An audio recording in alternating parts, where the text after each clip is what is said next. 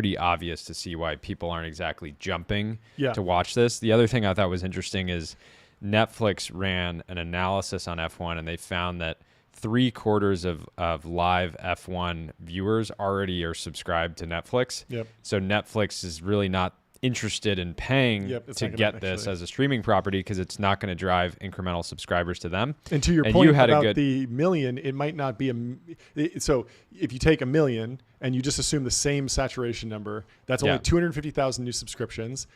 Netflix is what's their ARPU? Like $100 a year, right? Yeah. So that's roughly. Maybe more than that now. Yeah, maybe a little bit more, but if it's 250,000 people that would subscribe, potentially if you convert all of them, that's still only 25 million that they would make. And then maybe they make that over a few years, but they would have to keep that person subscribed at extremely high margin for 8 years to make 150 million. They also have to pay the same rights fee for the second year too. Yeah. So it does not math out. The math doesn't math out. The other thing I thought was interesting, this was your take, we were talking about this offline, but it's very possible for the American audience where F1 is airing at these odd hours that Drive to Survive is just a much far superior way to watch and follow along with the sport than trying to get up. I'm going to get up at 5 a.m. on a Sunday and watch this. You got to be you got to be a super fan to want to do that consistently. And I mean, I got into F1 through Drive to Survive, like a lot of people. Yeah. And what I realized was in the first season of Drive to Survive, they didn't have access to the top drivers, but that was actually an advantage because this was in the Hamilton era where he was running away with it and there was no drama at the top of the leaderboard. And they were creating drama by focusing to the sort of bottom. What's going on with Haas? Drivers. What's going on with all these like middle of the pack teams and people getting cut? It's much more dramatic. Lewis Hamilton, he's got a job every year. There's not much drama there. And it was interesting because those narratives, if you are a dedicated F1 fan, you can pull that out through the commentary and you can follow and you can see, I know that Hamilton's going to win first, but what I'm really watching for is what's going on in the middle of the pack. As a random viewer who just turns it on, it's very hard to get at that level. It's almost like watching the NFL and trying to understand like how is the O-line matching up with the defensive line on this particular game. The other thing with America, you have intense competition, right? Because you have IndyCar, you have NASCAR. Totally. And those are all people that would be watching F1, but they're just more interested in these sort of driving events that are more culturally native to America. But the boom in F1 really can't be overstated. I mean, they basically doubled viewership. So in 2018, a little over 500,000 people were watching Formula One live on ESPN. By 2022, it was almost 1.2 million. Yeah. So huge gain, but it's since fallen off and actually plateaued right around that 1.1 million number that we cited. So ESPN walked away late last year from its exclusive negotiation window for a new package. Netflix, Warner Brothers Discovery, Fox, and Amazon.com and NBC are lukewarm on the offering too, at least at the current price, according to people familiar with the company's discussions.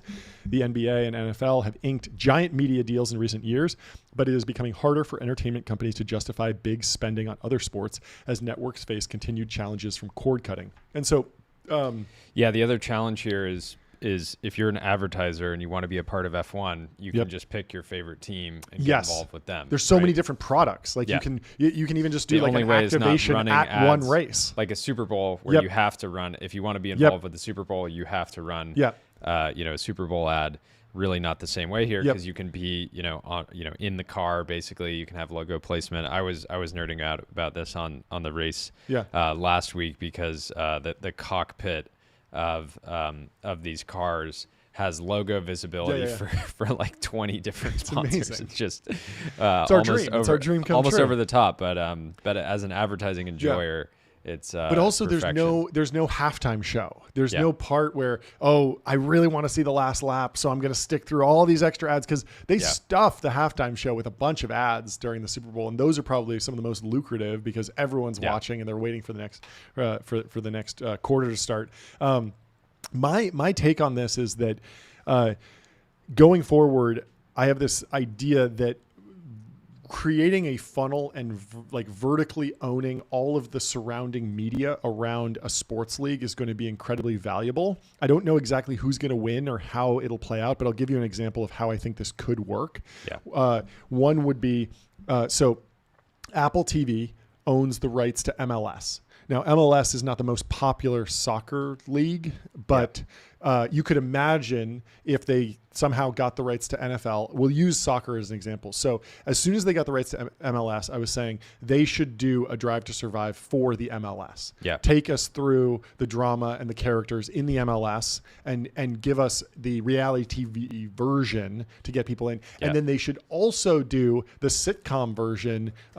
What's that show on Apple TV about the happy guy who coaches soccer? You know what I'm talking about? Yeah, the UK team or whatever. I never watched that. How can I not remember that? Apple TV soccer show. Ted Lasso.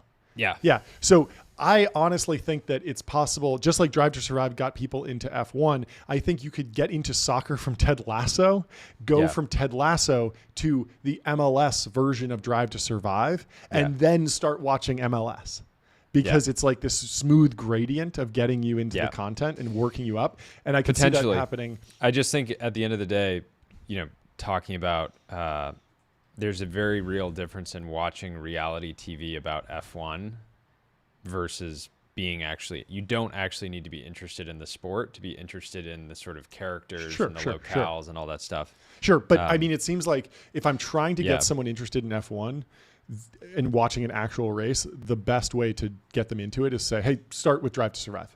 Yeah. Right. And then it's going to be a funnel. Not everyone's going to convert, but it will convert. Yeah. The problem that F1's struggling with right now is that they don't own the full funnel and they've sold the rights piecemeal. And so they can't really do what they should be doing is saying, hey, Netflix, if you want Drive to Survive, you also have to get the rights to F1. And there needs to be a call to action right there. Hey, click remind me when the next race goes live. One point that I think is important, Paul in the chat noted it out, that Netflix basically attempted to run back the success of Drive to Survive with other sports. Tennis is one, golf is one, and it hasn't actually played out in the same way. Is that just because those sports are already popular in America? That's possible. It's also possible that just like the first sort of like crack at a relatively novel format. Yeah. And I also think F1 is exotic. It's sort of European, right? Americans love the idea of the European lifestyle. But then when you're just following along some like golfer from Florida, it doesn't quite, it doesn't quite hit the same. I mean, I remember when they inked those deals, I was like, this is genius.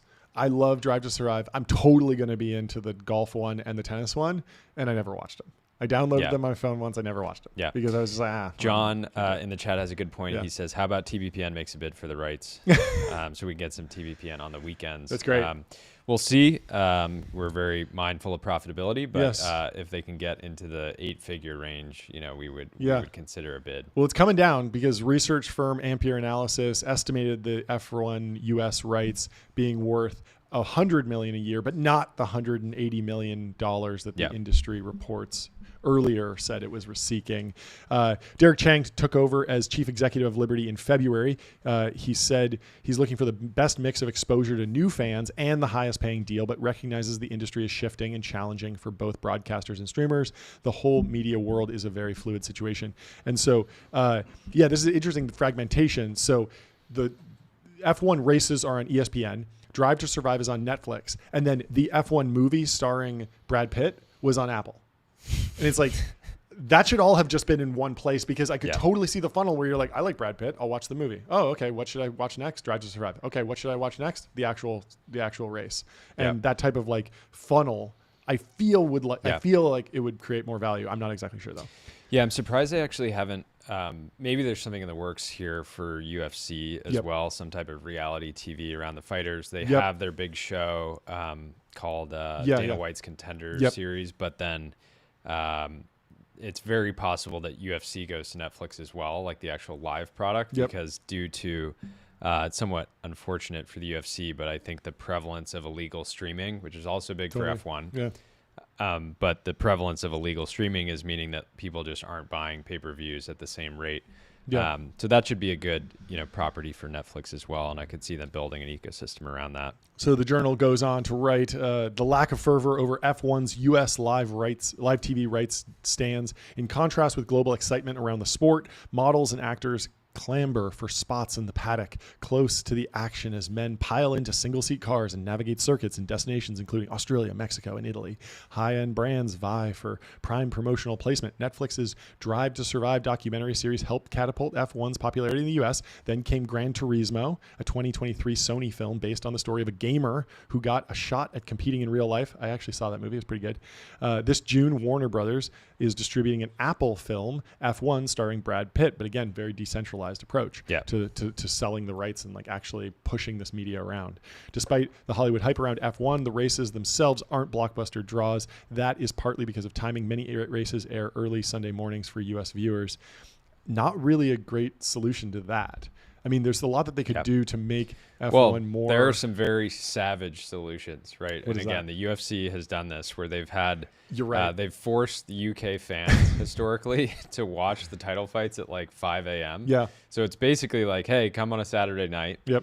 But then we're going to air it needs to be airing at like, a reasonable time, Pacific Standard Time or Eastern Standard Time. Yep. So you have to stay in the stadium until like 5, 6 a.m. And it's crazy because it's the fighters are dealing with this, the fans are dealing with this. So you're a fighter and you basically have to pull an all-nighter ahead of a title fight, which can be like, what about when they do it in the Middle East? It must be even worse. No, the Middle East, though, is the thing. The Middle East, generally, they're such large backers of UFC that Dana White just says, no, we're going to host it at 7 p.m. your time. So when fights happen in the Middle East, the fight card will typically be at like 10 a.m. Pacific or something like that. If it's on the weekend, that's not too bad. But yeah, it's still very early. It's just funny that the UFC says, it's going to be in like North American time zones, except if we're going. Yeah. So the coming U.S. rights deal represents a small slice of F1's revenue, but Liberty has focused on growing F1 in the country, and the new deal will help determine the sport's next chapter here. The success of Drive to Survive and earlier reports prompted speculation that Netflix might want to bid on F1 rights, but it isn't currently planning to bid, according to a person familiar with the matter. This is what you said. 3/4 of F1 fans already have Netflix subscriptions. ESPN still hasn't completely ruled out new talks on F1, according to people familiar with the matter, but it's making tough choices. Disney signed a $2.6 billion deal with the NBA last season, and ESPN recently ended its 35-year relationship with Major League Baseball, saying it was unwilling to continue paying the $550 million the league wanted for a new games package. It's also preparing to bring its programming onto a new streaming service. ESPN might be more inclined to bid for F1 if the company thought it would drive subscriptions to that service. ESPN.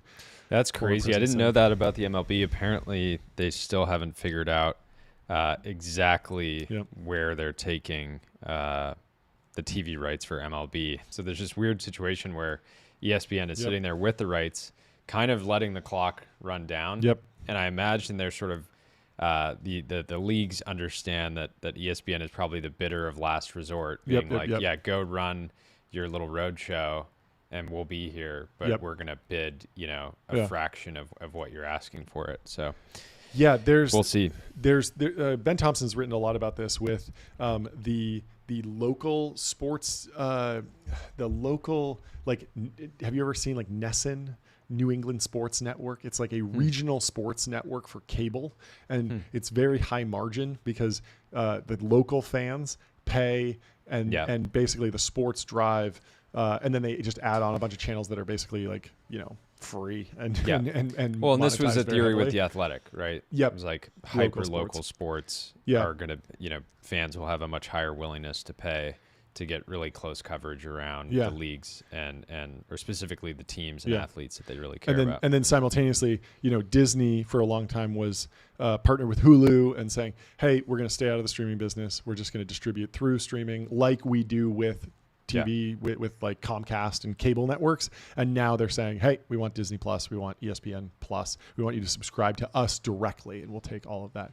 And so they're trying to get more leverage. Everyone's duking it out in the media world. But there's a lovely photo of Charles Leclerc, the Ferrari Formula One driver there. And what do we have in common with we him? sleep on the same bed, baby. There we go. 8 Sleep. 8 Sleep. The Pod 4 Ultra. They got a 5-year warranty. Proud performance sleep partner. They have a 30-night risk-free trial, free returns, and free shipping. Pod 4 has all the signature features you love about the Pod, plus new groundbreaking upgrades. Go to 8sleep.com. I'm checking my sleep score, John. Check it out. Ooh, you're not going to like this. Why don't you go first? Let me see. Mine, I woke up before 77. Not good. Brutal. I'm going to go proof of work here, everybody. 100. 100. Only on 7 hours and 16 minutes of sleep, but not bad. Had the routine dialed. For some reason, I woke up and I checked my 8 Sleep score, and it was like, hey, we know you're still in bed. Like, do you want to end this, or do you want to try to go for more? Yeah. No, I was like, I'm good. You're good. You tapped out. I tapped out. Just a rough night. I couldn't do it. Anyway. You've got twins. It makes the game harder. It does. It's just an entirely... Leg weights another for sleep. Yeah, really, if you think about it that way. It's rough. But it's great.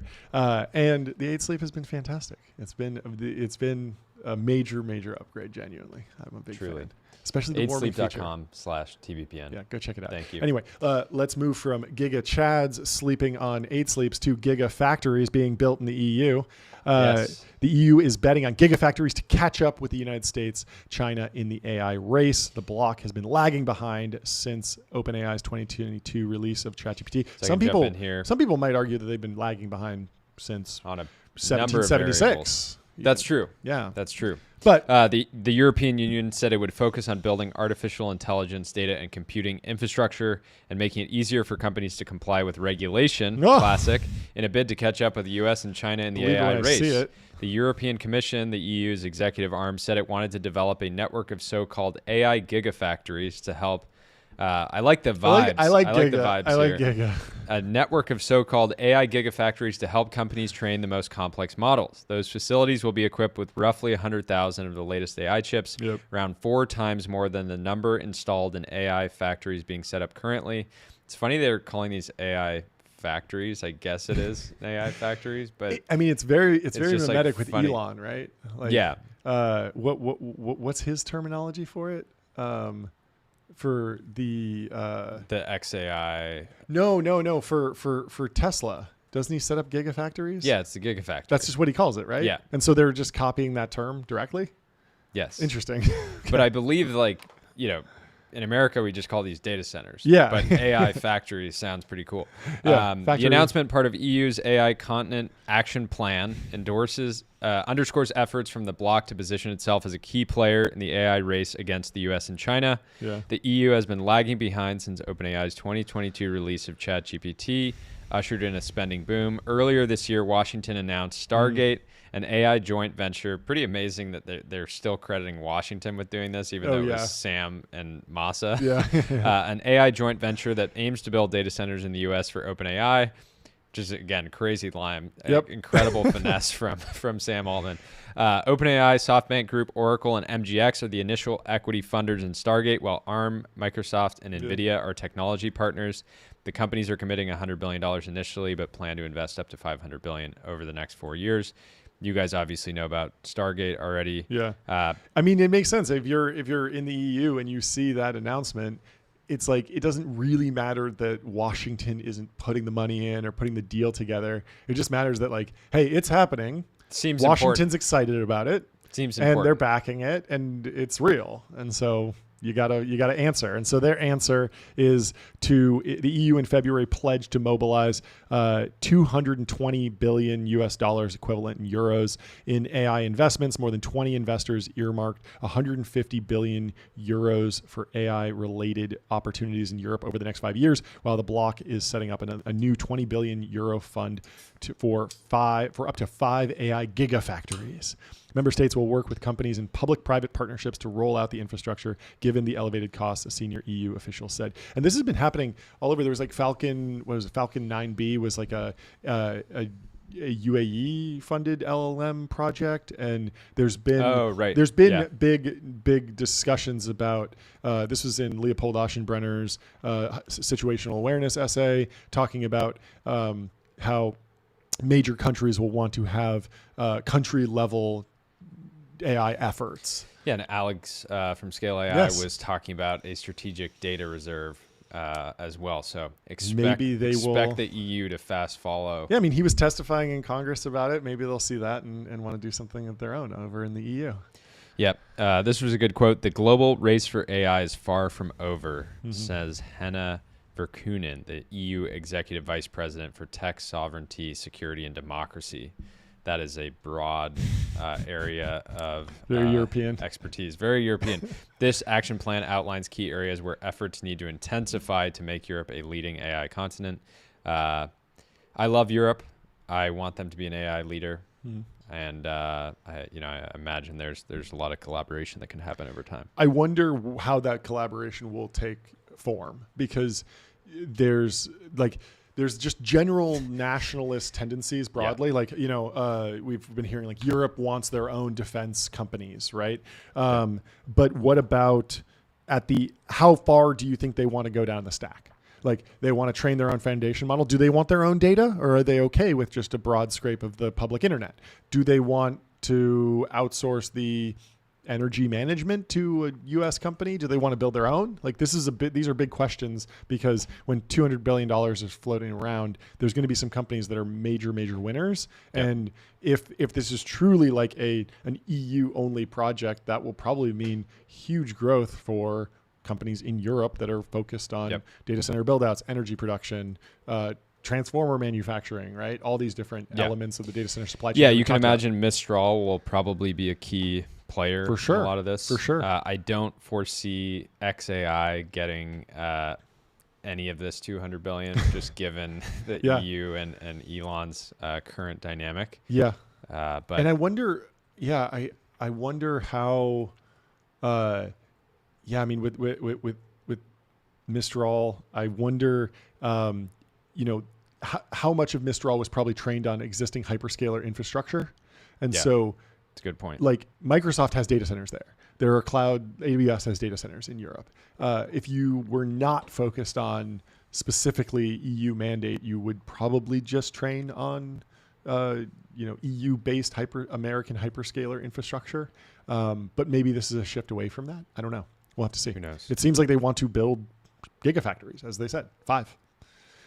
But anyway, gigacenters. Good luck to them. Hopefully they build some stuff and catch up. And if you're building data centers in the EU, give us a shout. We'll have you on the show. Yeah. I'd be interested to hear what's going on. But $200 billion floating around. They got to control costs. They got to get on ramp. They got to get money. smart. Save both. Easy to use corporate cards, bill payments, accounting, and a whole lot more, all in one place. Go to ramp.com. Go to ramp.com.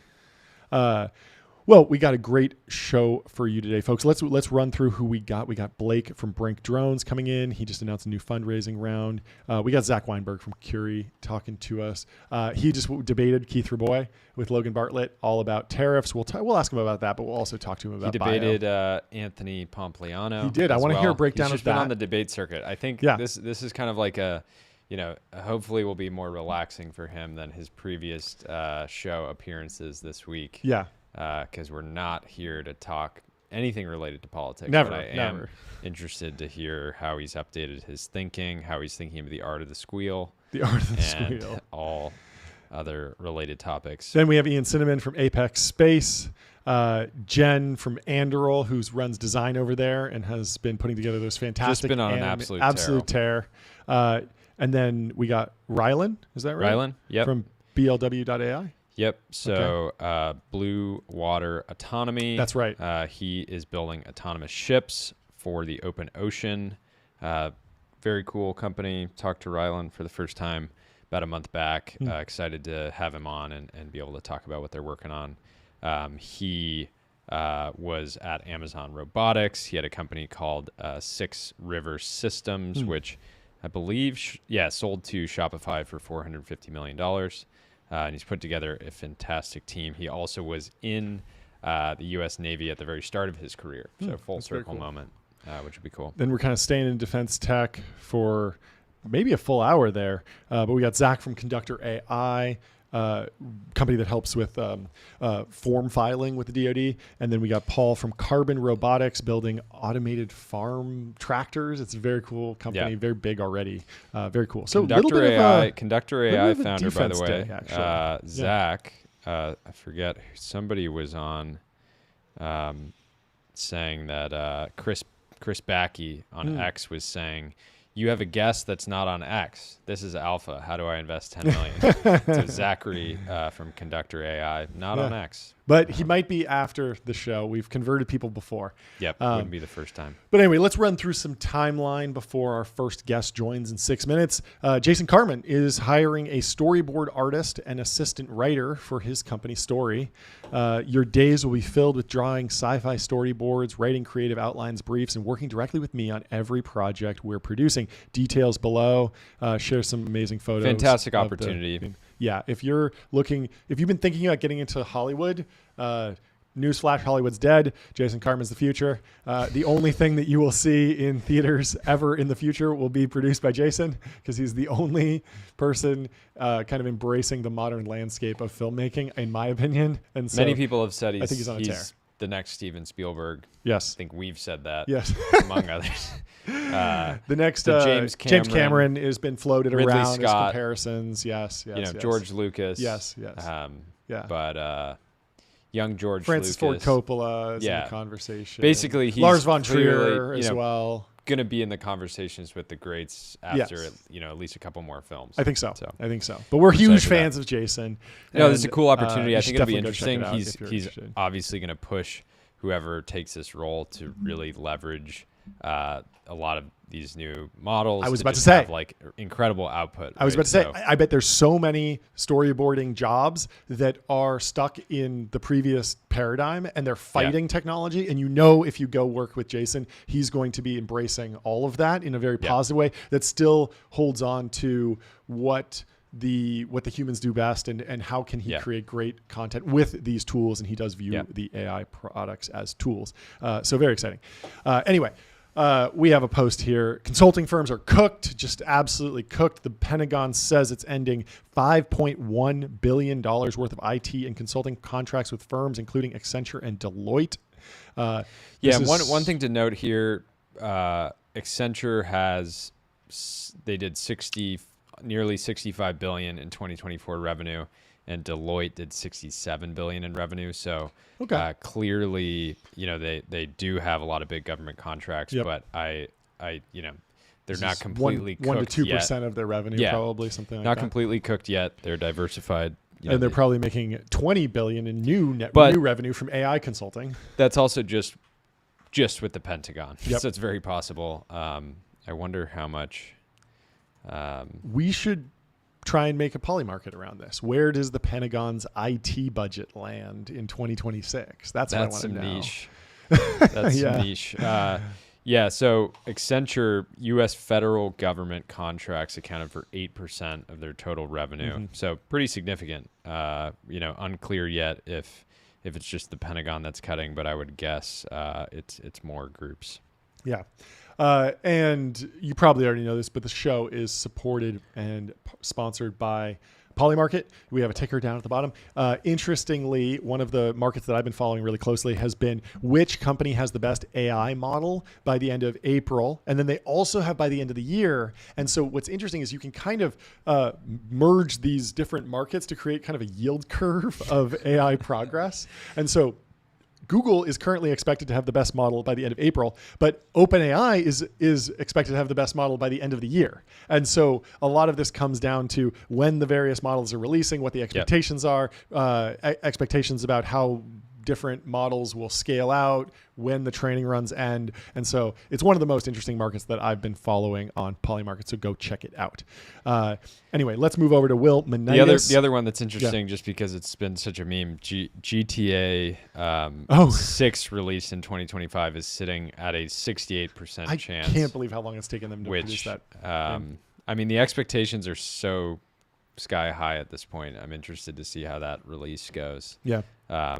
But have you heard the creators of GTA talk about why it's so hard for them to release it and why they've kind of had like writer's block, more or less. It's very interesting. I don't know. Basically, they said that like GTA has always been a satire on society, and they've had a lot of different, so you turn on the radio and they'll be making fun of all these different groups of people, and they kind of make fun of everyone, but they'll be like business people that are heightened versions of business people. In one of the GTA 5 missions, you hack into a tech company that's very clearly based on Facebook, and they're talking about like stealing all your data and like owning your whole personality and all this stuff. And it's very funny.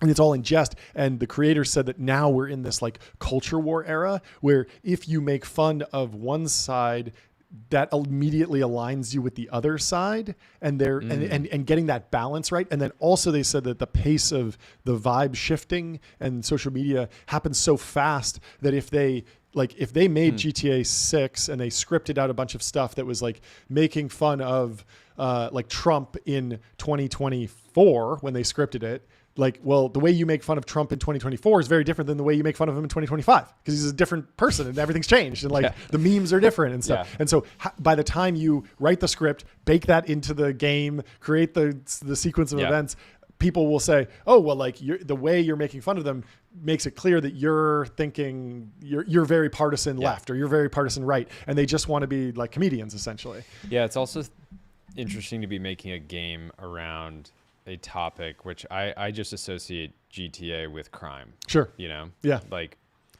12-year-old kids 10 years ago were just going into GTA to just do crime. Yeah. But at the same time, it was kind of like GTA 3 it was very much a spin on like old mafia movies. Like, it would be like, oh, it's The Godfather. And so, yes, it does touch on crime, but a lot of them feel like, oh, this is Heat. Like I'm playing Heat right now. And it's like, yeah, it's bank robbery. It is. But it's like, it's kind of fun anyway. Anyway, we have Blake from Brink Drones here. Let's bring him into the studio. How you doing, Blake?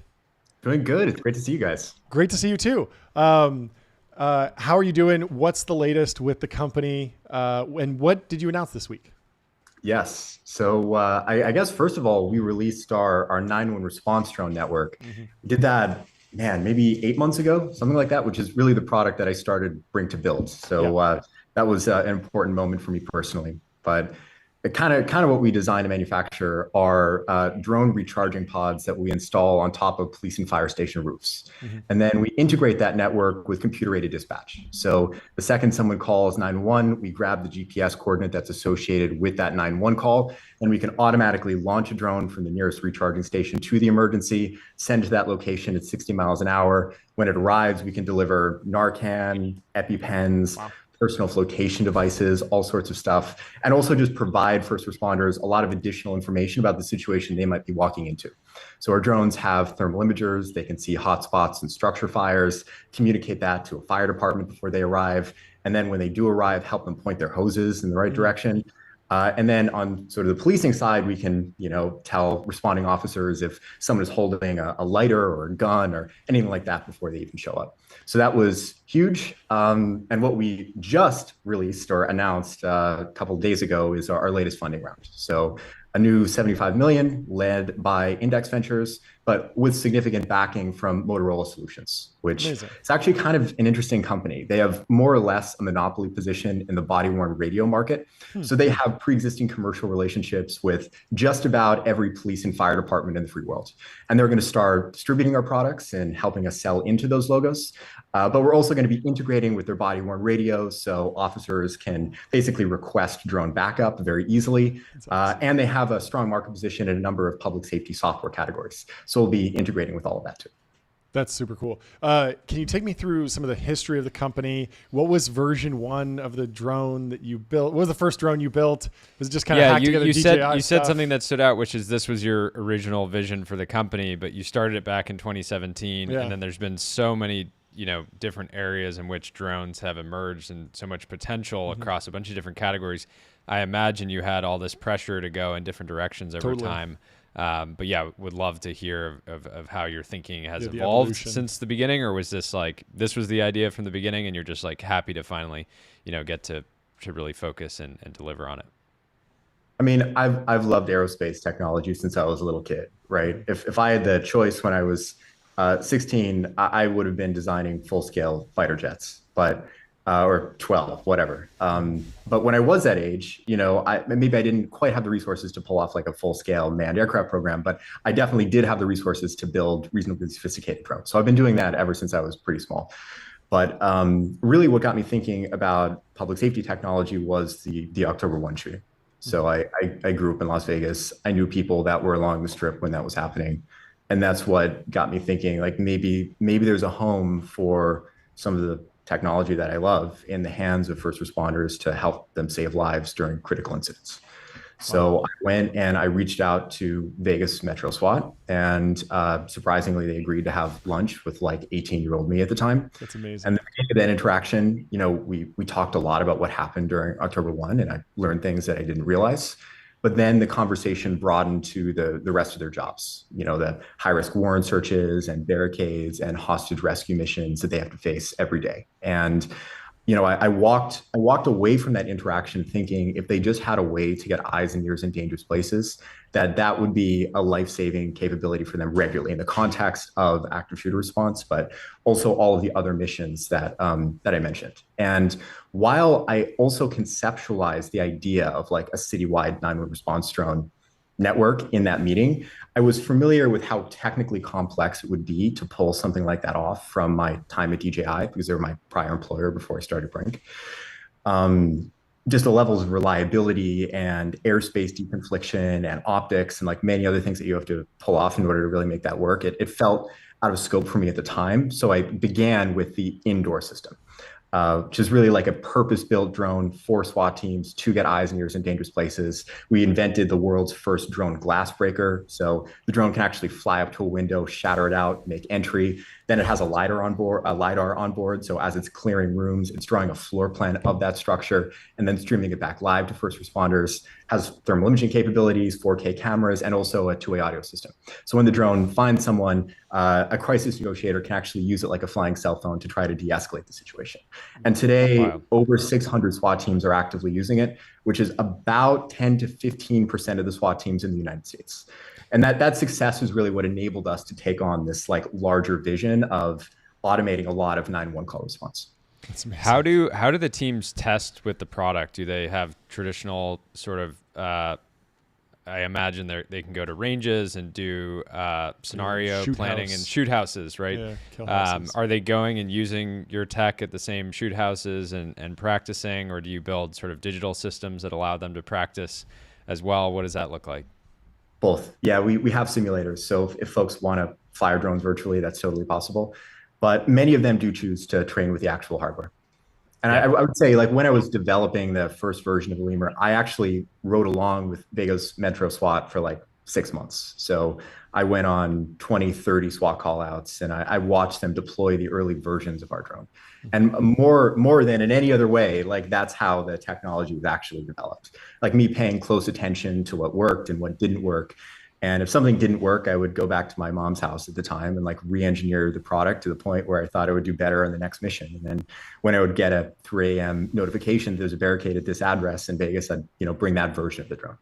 Can you talk about just how hard it is to deploy hardware in the field in these environments? We've talked about a company called Sonos that I'm sure you've interacted with at different points. We bring this up sometimes because it's like, they're in these like highly controlled environments, which is just your home, and they connect to your local internet, and you just like want them to be able to you want to be able to hit play and just like have it play music, yet 20% of the time it doesn't play.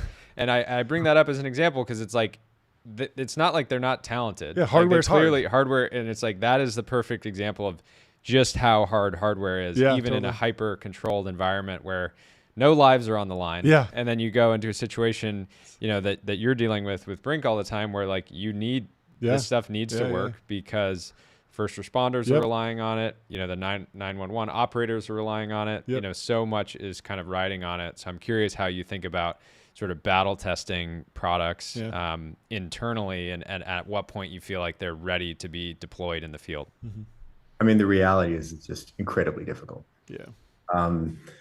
I'll tell you, I mean, in the very early days of Brink, when I was riding along with the SWAT team, I've just faced like countless issues.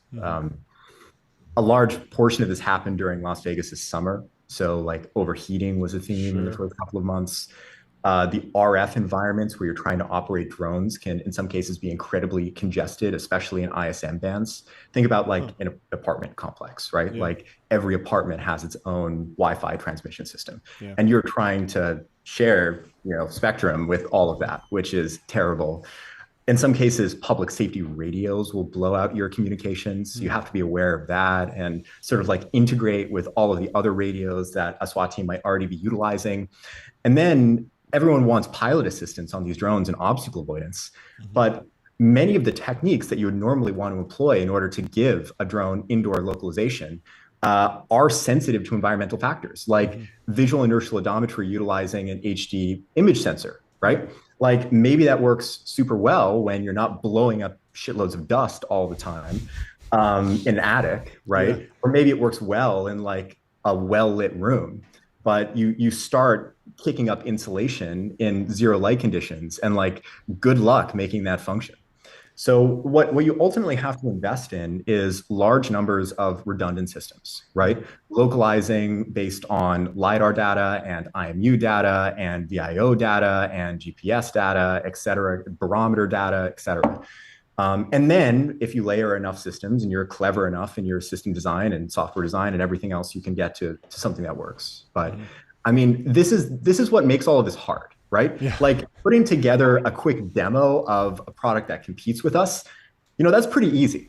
Yeah. Something that actually does better than what we make in the field is extraordinarily difficult. Yeah. I mean, it's funny because I imagine that there's companies that have or will try to compete with you that fly a DJI drone.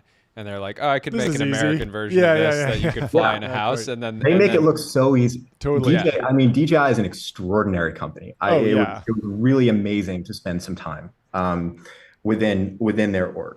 Can you break down some of they make it look easy. But can you break down some of the design trade-offs from what people might have experienced with the DJI quadcopter? I think about like 20-minute battery life being kind of the upper bound, but I've heard about drones, being gas powered, being single rotor. There's so many different trade-offs. Octocopters, there's all sorts of different, what Zipline's doing. We talked to the Zipline folks yesterday. It's a completely different system. So what trade-offs have you made to move your product away from what people might be familiar with like a DJI Mavic 3 or something like that? Totally.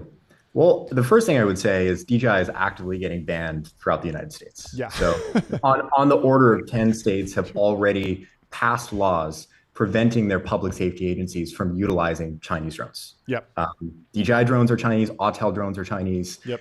DJI has something like 90% of the global market, Autel is roughly 5%. Wow. So like 95% of the market is banned. Is controlled by companies that can't sell into public safety agencies in 10 states, which definitely is generating a significant need for more drone makers in the free world, right? There's also potentially some federal legislation coming that would have a similar effect on all 50 states. Sure. Since it's go for it. Sorry. Yeah, but no, I mean, if we're looking at the actual products, that's what I want to know. Lemur 2 competes most directly with DJI Avata, but we invented a whole bunch of features that make Lemur 2 very fit for purpose for a SWAT mission. Things like a glass breaking attachment. So the drone can actually make its own hole into a structure and make entry, because it is fairly dangerous for SWAT operators to go up, rake and break a window when there's a person with like a rifle inside. No one wants to do that. So our customers care a lot about that feature. Lemur 2 has a two-way audio system. So when our drone finds someone, it can actually be used to communicate with them, which is usually the number one goal besides getting someone out of a structure during a SWAT call out. Like you want to establish negotiation and a line of communication. If you do that, the risk of something going terribly wrong goes down tremendously. So it's a pretty common tactic. Our drones have thermal imagers. Our indoor drone has a thermal imager. DJI does not offer an indoor system with a thermal imager that can see heat, which is unbelievably beneficial on basically every mission. I could go on and on and on. We've invented a million features along these lines. What about how do you think about supply chains? Obviously, I'm sure it's top of mind this week. How are you thinking about it? How are you adapting, Brink? I'm sure you've been trying to become independent from China. But it takes time. We are. Reasons, but it's super hard. I've been personally sanctioned by China. I cannot enter China. Brink has now been sanctioned by China twice. Okay. So we're not allowed to buy any parts from China. Really? Wow. Yes. How are you dealing with that? I feel like we just heard a story about Skydio not being able to get batteries. Isn't it hilariously ironic that we can't pass federal legislation to ban DJI, which owns 90% of our market, yet they're banning you, and you don't even sell there. Our team, yeah, it's insane. Right? I mean, same old story though. Same old story, right? Like all of their social media platforms can come into our market and compete, but we can't go into theirs. Yeah. The exact same dynamic is now unfolding in the drone industry. It's ridiculous. So supply chain. Like, how are you thinking about it? Because it feels like just. Even if you're fully aligned with Made in America, it's hard to get a reliable source of batteries in America. And we just saw that story with Skydio having their battery manufacturer get pulled kind of out from under them. Well, our drones are NDA compliant, meaning that we don't utilize any electronics from China whatsoever. No processors, no radios, no imaging sensors, like none of that stuff. Yep. We had to become NDA compliant a couple of years ago in order to sell to the customers that we sell. Sure. So that was like a great step one. Got it. Listen, I mean, you have to set this as like an initial design requirement. Like engineering team, we can't use parts from China. Yeah. Can't do it. Yep. And if that's a part of the original brief, then people find solutions. Sure. Yeah. They work with new suppliers, they in-house stuff, like whatever's necessary, they do it, and you end up with a product. I think what's excruciating is building something without that initial requirement set and then having to like transition it over. That seems really bad. But we've not been in a position where we've had to do that because of NDA compliance requirements and other things. We saw this one coming. Yeah. So it isn't affecting this very much. Do you think there's an adequate investment in the domestic drone design and manufacturing today, or do we need to? No, I think it's off by like a factor of 100. It's actively terrifying, actually. Wow. We have no drone industrial capacity. I think the DoD continues to underinvest in small drones. They're only now beginning to realize that these things are important weapons of war because of the conflict in Ukraine, but they're not writing checks. I mean, the largest military small drone purchase that I'm aware of is SRR, and it's just not very big. It's like, I think, single-digit thousands of systems. Those are the orders that have been placed so far. So when we're buying a couple thousand drones at a time and DJI is producing literally millions a year, it's not a good situation for America for the future. How do you think about focus in that context? Because in my view, if we need more investment, one of the ways to do that would be you launch a DoD focused side of the business, or you start to work, with foreign allies and stuff like that. But clearly you've made a decision in the fullness of time to sort of focus on the local market. But I'm sure you have pressure all the time. I'm sure you have investors that like send you an article about Ukraine and they're like, hey, Blake, did you see what's happening in Ukraine? And you have to be like, yes, I saw, but we have our own sort of battles at home.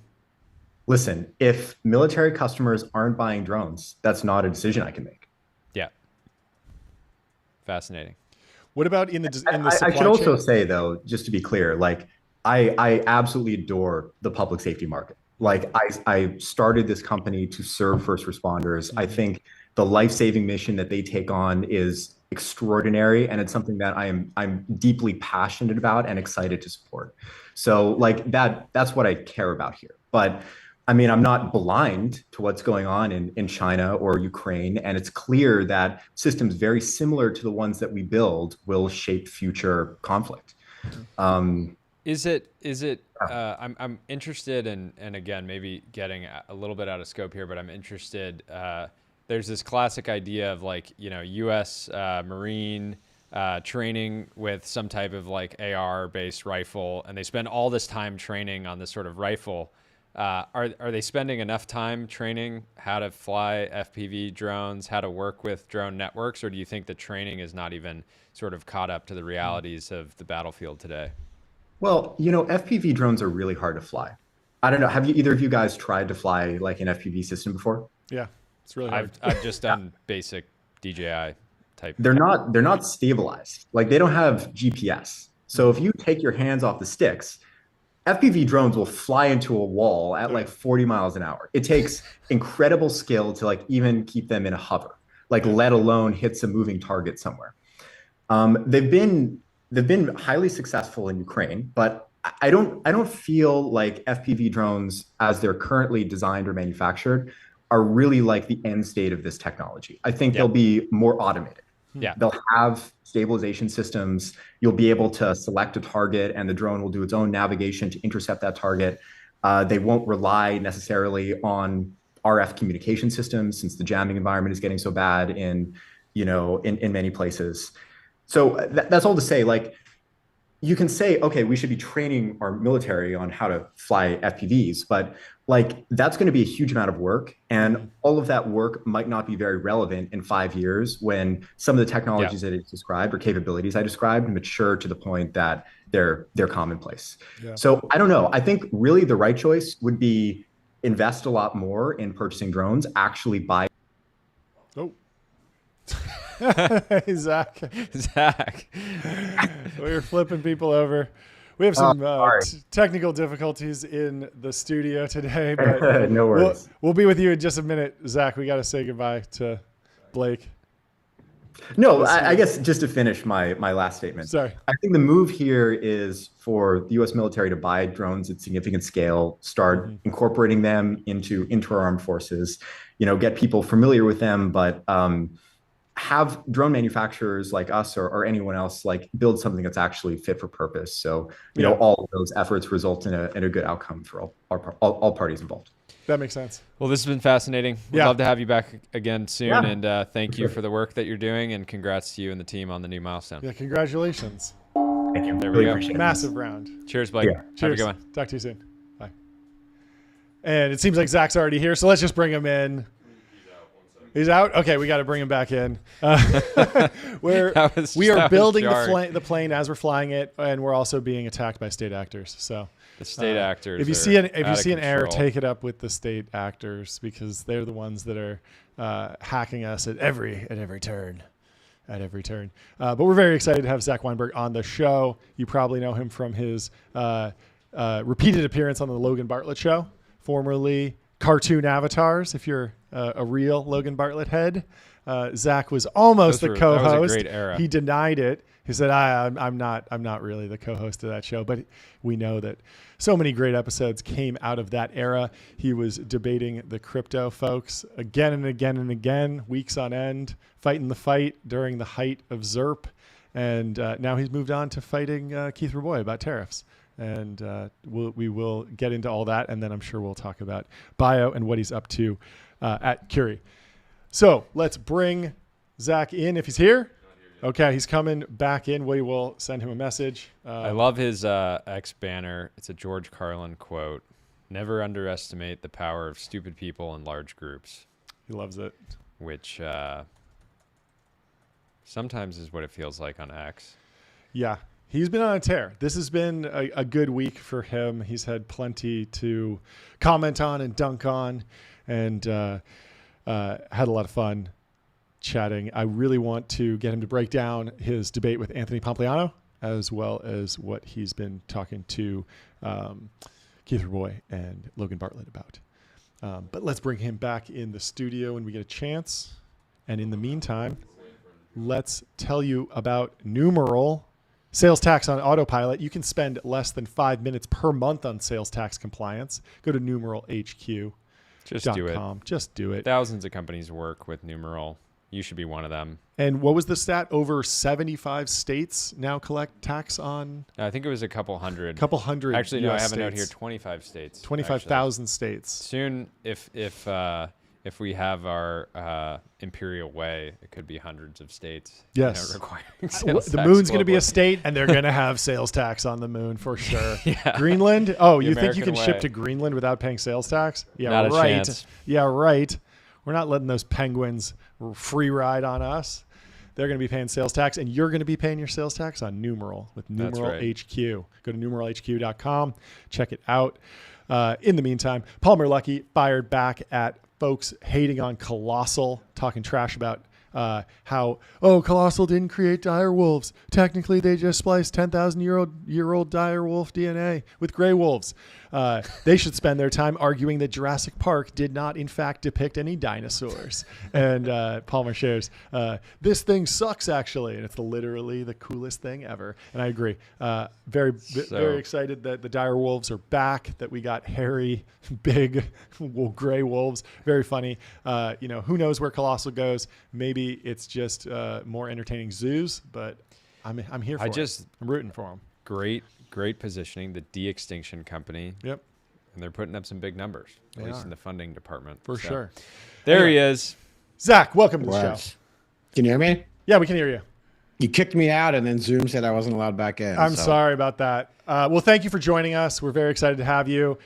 Can you give us a little breakdown of the last 2 days you've been on a debate tour? Which debates do you think you've won? Where's your weakest talking point that I can needle you on? And we were joking earlier. Hopefully, this is the most enjoyable podcast experience that you have this week, because I know some of them got a little contentious. So it's great to have you. Yeah, it's been fun. I pray to God I did not lose a debate to a Bitcoin bro. So at that point, I'm just committing suicide and hanging it up. You did go in the lion's den with that one. Yeah, no, actually, I would say the most interesting conversation we just posted, which was yesterday with Derek Thompson from The Atlantic, who co-wrote the Abundance book with Ezra Klein, which I think is a great book. And we mostly agree on 70% of the things, and some of the stuff we didn't agree with at the end. And we got to both, which was really nice. So that has been fun. It's funny. Like the reason I started to do it is because these topics, tariffs, pie grilling, like these are not interesting topics to the vast majority of Americans day to day. Like they don't care about this stuff until right now. Yep. And so I was like, all right, fuck it. Let's go have a conversation about things that I'm interested in and I think are important for America. But normally, the audience was my family. Yeah. So that's part of why I was doing it. And still am. I have a few more next week, actually, just to try to make sense of what's going on in this really complicated economic concepts, for normal people. That's been my goal. So it's been fun. It's been fun. Are you abundance pilled at this point? Because I was listening to something about Ezra Klein talking about how he was very inspired by West Wing, and the abundance movement feels very aspirational, but there's always this question of when the rubber meets the road, can the impact of that actually not just be rhetoric? To me at a base level, it's an amazing positioning. Yeah. Coming at it it's from a huge upgrade. Because I saw even yesterday there was somebody in San Francisco that was saying we should tax Waymo to fund public transit, and then somebody was quoting it and being basically the idea is this is kind of ridiculous. Why don't we just make Waymo so cheap that everybody can use it? There's just an abundance of autonomous cars that everyone has access to. By the way, you do tax Waymo already. Yeah, it is taxed. You're welcome to how this works already, guys. It's just that you're real shitty at building public transport. That's the problem. It's not the Waymo tax. By the way, Waymo loses $1 billion a year. They're already handing you money. Yeah. Anyway, what is your read on abundance? Not just, obviously give me do you like the framing, but then also, is it a meaningful shift from just rhetoric, it will win the election, or it will actually have meaningful change if it is implemented? I love the concept because it gets the Democrats in particular, but America talking about growth. Mm-hmm. And talking about how growing the pie and making the pie bigger is better for everybody. Mm-hmm. And then as a Dem or as like a left-leaning person, when you want to talk about how the pie is allocated, which is about taxes and redistribution and social programs and all of that, those are cool conversations to have when the pie is really big. When the pie is really small and you think of it in this like fixed mentality, then you get into these awful debates of like you assume everybody that there's only a dollar to go around, but in reality, there's way more dollars if you grow. And so I love that framing. It brings us back to Clinton, not Hillary, but like Bill back in the day, right? You know, this is the kind of stuff that they were talking about. This is why I think the Dems, you know, were a great political party, you know, 20 years ago. Yeah. So that part I agree with. I think it's great. The other thing I think they touched on that I love is that abundance actually matters a lot more in a few specific categories. Like abundance is not created equal. And in particular, housing. That housing is kind of like the only thing that really matters in the long run for most people because it is such a large percentage of everybody's income. Either as a homeowner because of the mortgage or obviously as a renter.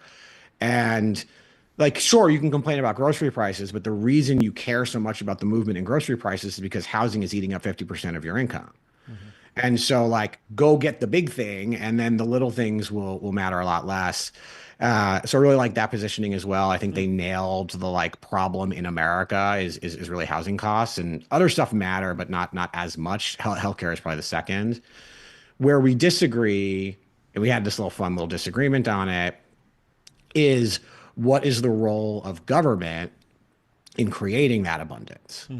And where do you need government to do stuff, such as building roads and providing, you know, health insurance through Medicare and Medicaid, through like, you know, construction of energy infrastructure and things like that, military. And where do you need government to get the fuck out of the way? Because government is the thing holding us up, and, you know, rules and regs that prevent the free market and from capitalism from building the homes, right? And there's just a lot of nuance, I think, of like where government should and shouldn't be involved. And so their book is a little bit more like make government good at its job. And my view on that is like, I don't really think that's ever going to happen. And so for a variety of reasons. And so there are some places where we actually need to get the government out of the process, and that will help. And it just depends on what you're talking about. Are you talking about like, you know, bridges and tunnels and highways? Are you talking about homes? Are you talking about semiconductor manufacturing?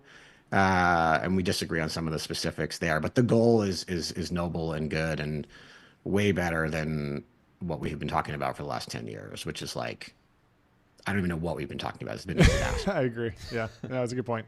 I want to get to tariffs. How did you, I mean, like, take me on the roller coaster of emotion that you went through over the past week with regard to Liberation Day and the fallout from it. Yeah, and then we can get to the art of the squeal. Yeah, the art of the squeal. Which has been the talk of the timeline today. I have no idea what that is, but interested in learning more. You know, like, because I work day to day in biotech and in healthcare, but specifically in biotech, and in early stage biotech, which is before a drug is approved, right? This is all drug discovery. The tariff stuff doesn't really impact us on a day-to-day basis. And so from like a professional side of things, it's interesting to watch and be interested in it because, you know, tax revenue helps fund science. So I'm very interested in growing the economy because it'd be nice for us to have more money to fund more science. That's really my big interest in this, right? Like, if America were 10 times richer, then the NIH budget would be 10 times bigger. And you know how much cool shit we would discover as like humanity if the NIH budget was 500 billion instead of 50 billion? Like, that's pretty cool. I think it's like 30 billion. And so that's why I'm really interested in this stuff, because I think, you know, as members of society today and our kids, we benefit from a booming US economy in ways that are not always clear. And one of them is in science and in drug discovery. So that's part of why I'm interested in this stuff, because I think it's bad for America if we don't grow. But on a day-to-day basis, it hasn't impacted us. Now, there are other things going on in the administration related to healthcare, as I'm sure you've seen with, RFK and the FDA, that we pay a lot more attention to, and they're very nuanced biotech-specific problems, which needs a lot of context to share. Yeah. With regard to the NIH, why is that $30 billion budget so important? Why, DARPA created the internet, but the free market and venture capital in Silicon Valley is they kind of took it from there, right? Why hasn't that happened in biotech? Why do we need the government doing anything? Why can't they just kind of get out of the way? And, kid in the lab, with his ChatGPT looking it up, formulate something and they test it, and then the government may be still there to approve it, but it moves a lot faster. I knew this question was coming because I get asked it all the time, and I was trying to come up with a simple way to understand where you need and where you don't need government in biotech. So I'm going to try my best. I want to make the distinction between biology, which is the understanding of how the body works, versus drugs. You could think of it as chemistry, but it's more than chemistry now, which is creating something, a pill, an injection, mRNA, siRNA, whatever. There's a lot of different things you can make to change that biology, right? One is this is a thing that's going wrong in the body. I want it to do more. I want it to do less. That is biology. And then there's I got to now create something that doesn't naturally happen in your body or isn't happening to make an impact on disease. And those are two different things. Those are two very, very different things. Biology, you cannot patent. There is no patent for understanding, a process that happens in your cells or happens in, your immune system, right? You got to remember, I think people think we know more about how the human body works than we do. We barely understand how this thing works. I mean, we have a little bit of we understand, how to sequence DNA and how DNA creates RNA and how RNA sometimes creates proteins. We have some basic level understanding of this stuff, but it is an incredibly complex system that if you don't understand how it works, you can't even start a drug program in the first place, because what are you pointing it to? What are you trying to drug? And that, I think, is really, really important, because there is mostly no business model in finding new biology. Learning how a certain type of cell works or how cell communication works. You can't make money doing that. And it is really, yes, some rare cases, sure, but you really can't. So the solution is to do a DAO or something like that. Owned, admitted. Crypto is the solution. Sorry, I don't want to trigger you. I know you were triggered. No, it's good. It's good. No, I'm kidding. And so, when people talk about academic discoveries and discoveries in the lab and government-funded discoveries, and none of those are all true things. Yeah. But mostly, what academics discover, mostly in this world, in my world, is biology, right? Ooh, this is how this thing works. This is how this process works, right? And then private groups go and go, okay, now that I understand, this thing is causing a type of cancer, or this thing is causing cell signaling in a weird way, or this thing is causing Alzheimer's or dementia or some immune, condition. Now I'm going to try and make a drug to go and stop that thing from happening or modulate it down. And those drugs you can patent, right? And that's what creates an incentive for private business to go and take a massive amount of risk, because most drugs fail, and it costs hundreds of millions of dollars to figure out if they fail. But because you can patent those things, and then because that patent life is long enough and the prices on the other side of this are high enough that you can make money doing it. You could, it's not easy to make money. Let me be clear. So you need government to discover biology. Without it, it won't happen. And here's there's a few examples of this that I'm going to try and make it tangible, but we do not know what causes Alzheimer's. We have no idea. We have some things that show up in the brains of Alzheimer's patients that seem wrong, right? And this is the whole tau and some of the best way to describe it. There are things in the brain of Alzheimer's and dementia patients that shouldn't be there. And so, okay, we're going to try and like remove those things from the brain, but we don't actually know what's causing those things to be there in the first place. And is that actually is that causing Alzheimer's? Is it driving the disease? Is it or is it actually a passenger? There's something else driving it over here, and that's causing this. What of these things do we try and drug? Right? Like, and this is like tau and beta amyloid and all these things that we think are kind of involved, but we don't actually know what causes Alzheimer's. We're not even close to understanding this. And so if you want good drugs for dementia and Alzheimer's in the future, we need to know what the hell is happening now. And without government funding that kind of biology research, we will never figure this out. And because there is no business really in doing that kind of lab work. It's open-ended science. This is where you need philanthropy and money that isn't chasing profit. I'm the first person who will tell you capitalism is the greatest thing that ever happened to humanity.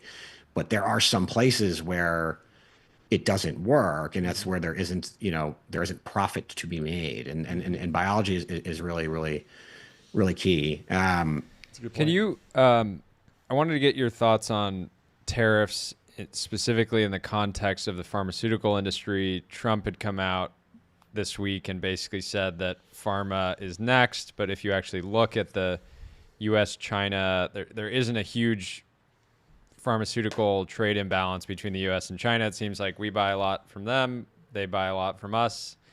Should that even be a part of the conversation, or is it just a total distraction? It's really, really stupid. And it's stupid it's even dumber than that, which is that the pharmaceutical product that you're manufacturing at the end of this is the approved drug. By the time you're at that point, all the hard stuff has kind of really been done, right? Which is figuring out what drug to make in the first place, how to design, how to develop it. All the risk, all the failures are in what happens before the approval. And that's where all the money is made, right? All the money, all the stuff that is like strategic for the United States to be good at is in drug discovery and drug development. It is not drug manufacturing that matters, right? Like that is not the hard part. It's not easy, but like that's not the thing that we need to be doing in America. These are also like giant facilities. There's not a ton of people. It's really more of like quality control processes. It's actually better for us if we can build them elsewhere because it allows drugs to be slightly cheaper for Americans, right? Like I don't view drug manufacturing as strategic to the United States. Like someone's got to do it, but that's not the part that matters. The part that matters is drug discovery and drug development, which is really what our biotech and pharmaceutical companies, that's mostly what they're good at. Just because it's made in, Canada or Europe, I don't think really matters as long as the quality control, is there. So tariffing the last mile manufacturing is irrelevant. Like it just doesn't make any sense. Why do we need these things here? It's just going to make things more expensive. Right. So it gets the problem wrong. Yeah, that makes sense. Can you talk about AI in the context of the early stage investing that you're doing, drug development work that, the portfolio is doing? I did a Command F on your site, by the way. You don't mention AI at all, yet every time Sam Altman needs to raise another 10, 20 billion, the sort of like, the idea that LLMs are going to cure all disease seems to come up. So I'm curious to get your take on the opportunity generally. Because like our takeaway from this week is like, with all the potential of AI, it's sort of upsetting in many ways that we've had to kind of like, take this like detour down, trade war lane and, I mean, at the same time, like when AlphaFold dropped, it was like the protein folding problem is solved. Biotech markets didn't really move. And I'm always wondered why there's such a disconnect there between like the hype around AI and bio versus what the market is saying. But maybe it's taking place at the early stage, but would love just the current rant on AI and biotech. Okay. One of the hardest things to explain in a short period of time. The TLDR is like nice, cool tool in the toolbox, useful, will make a few steps of this process potentially more efficient. Not a panacea by any means. Why? Let's see if I can try to explain this. Making a drug is like a 40-step process that requires you to actually make early versions of like the physical molecule itself, right? Because you don't, just because the computer says do X, Y, and Z doesn't mean it's right? Like it's not software predictions where it makes you a picture and then you go, that picture. You have to go and make the thing that the computer is suggesting. If we're talking about, in this case, using AI for the drug making part of it, not the biology part. We can talk about biology in a second or differently. So you got to go like, think like make, test, iterate cycle. And it's atoms. It's not bits. These are physical atoms. So you got to go like, and then you take that early version of the drug and you stick it in like a petri dish and you see what happens. And then you have to tweak it and you got to go make more of them and you got to run this little loop. And then if that works to where you want, now you got to go stick it in a mouse. Which mouse? Does the mouse have the right model? Does the mouse predict a human? Which version? Is it a human? Like there's so many things. And then, okay, you get through the mouse, dog or monkey, right?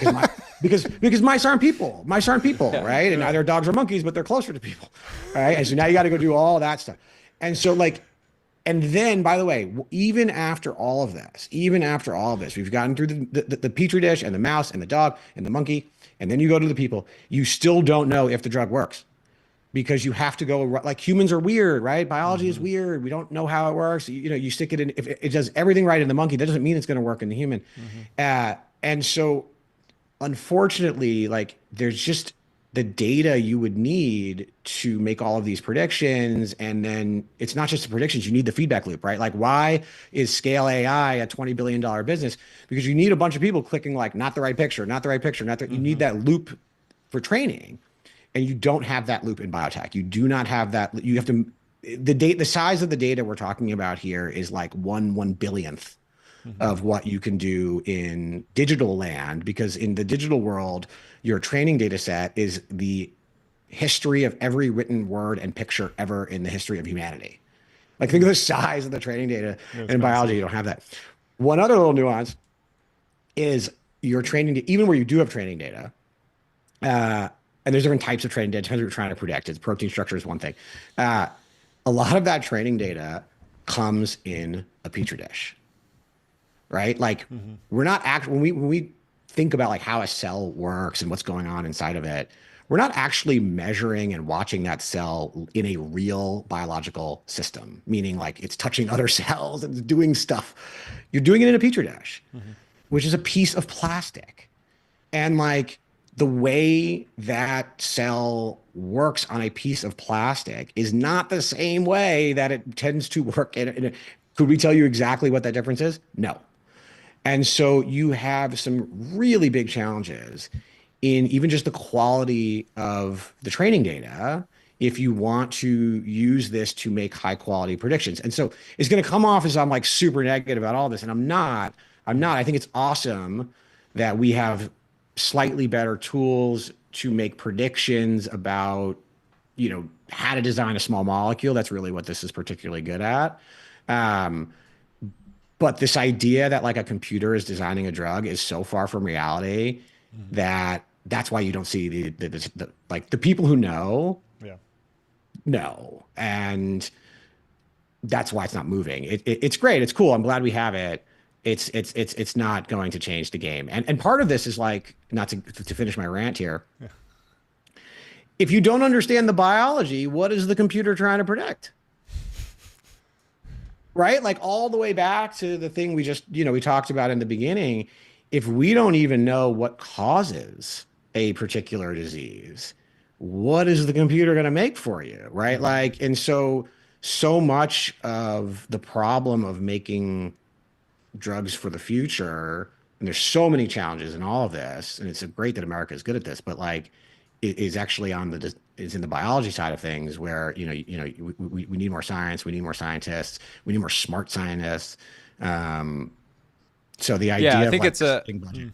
I think it's a good it's not necessarily negative, but it's a good wake up call to the sort of EAC, super AGI pilled types that say just survive the next 2 years and then we're all going to live forever, which is I did want to ask specifically how you thought about the potential of even just base LLMs within healthcare. There was a study recently around how, basically LLM-based therapy was actually showing to have tremendous potential. And that's cool because the idea that everybody can get access to a relatively high quality therapy effectively for free could have tremendous benefits. But I'm curious if you think AI can be deflationary within healthcare broadly outside of drug discovery and development, things like that. Probably not at a giant number, but there are some things that I think these LLMs will be particularly good at. I'm not going to talk about the boring part of healthcare, which is like insurance reimbursement, PDFs, prior author, like paperwork. Yeah. I actually think LLM should be awesome on the paperwork side, and so things should get better. You should see things should be faster, more efficient. That'll be great. No more. You ever make an appointment with a doctor and like some front desk person is trying to call you 18 times? You're like, hey, have you ever heard of like a text message that I can confirm my appointment? Like that stuff should be solved. Hopefully. I think the other area that is really useful is in differential diagnosis, which is basically like the job of a doctor to try and figure out what's wrong with you. Yeah. And part of that is understanding the science. And then part of that is like the literature that you have to, based on the symptoms that this person is talking about and telling you, like, what might it be? And that's probability weighted type analysis that, the docs do, and they try and rule stuff out. And a lot of that just comes from experience and education. And that should be replicable by models over time. I think that's getting better. Mm-hmm. Do you have any specifically? One thing that I think is interesting is like it's seemingly like people are much more excited to get their biomarkers done, and there's services now that allow you to test a really broad range of biomarkers for seemingly less money than going. Companies like Function and Superpower and others. Mm-hmm. Are you excited about just having a lot more data? And obviously it's like a snapshot in time, but that and data by itself is not valuable, but I imagine that's it right there. You just hit it right there, which is like data by itself, just because you can measure it doesn't make it important. And just because it's going up or down doesn't mean it matters. And sometimes the data can be confusing and actually point you in weird directions that don't make sense, because this biomarker that we think is important, we don't actually have great data to know whether it is. Mm-hmm. And, certain things can be elevated in your blood because of like the coffee you had in the morning, and it doesn't mean. So I think it's great that people are interested in their own health and interested in understanding what's going on in their body. I think the chances of like wide blood-based biomarker screening, like basically what Function does, actually mattering for the vast majority of people is probably not true. It's kind of like healthy neurotic people staying more healthy and neurotic. And things that really matter are much more for like people with chronic disease and cancer. Like that's really where tech people have this really weird view of healthcare, because tech people tend to be healthy. And like, that's not healthcare. That's not, it's healthcare, but that's not the healthcare that really matters, which is mostly like when you're older and sicker. And chronic disease is just, is a symptom of aging. And so I'm much more interested in how do you think about healthcare as it relates to disease, rather than, these like biomarkers that don't necessarily tell you tons of things.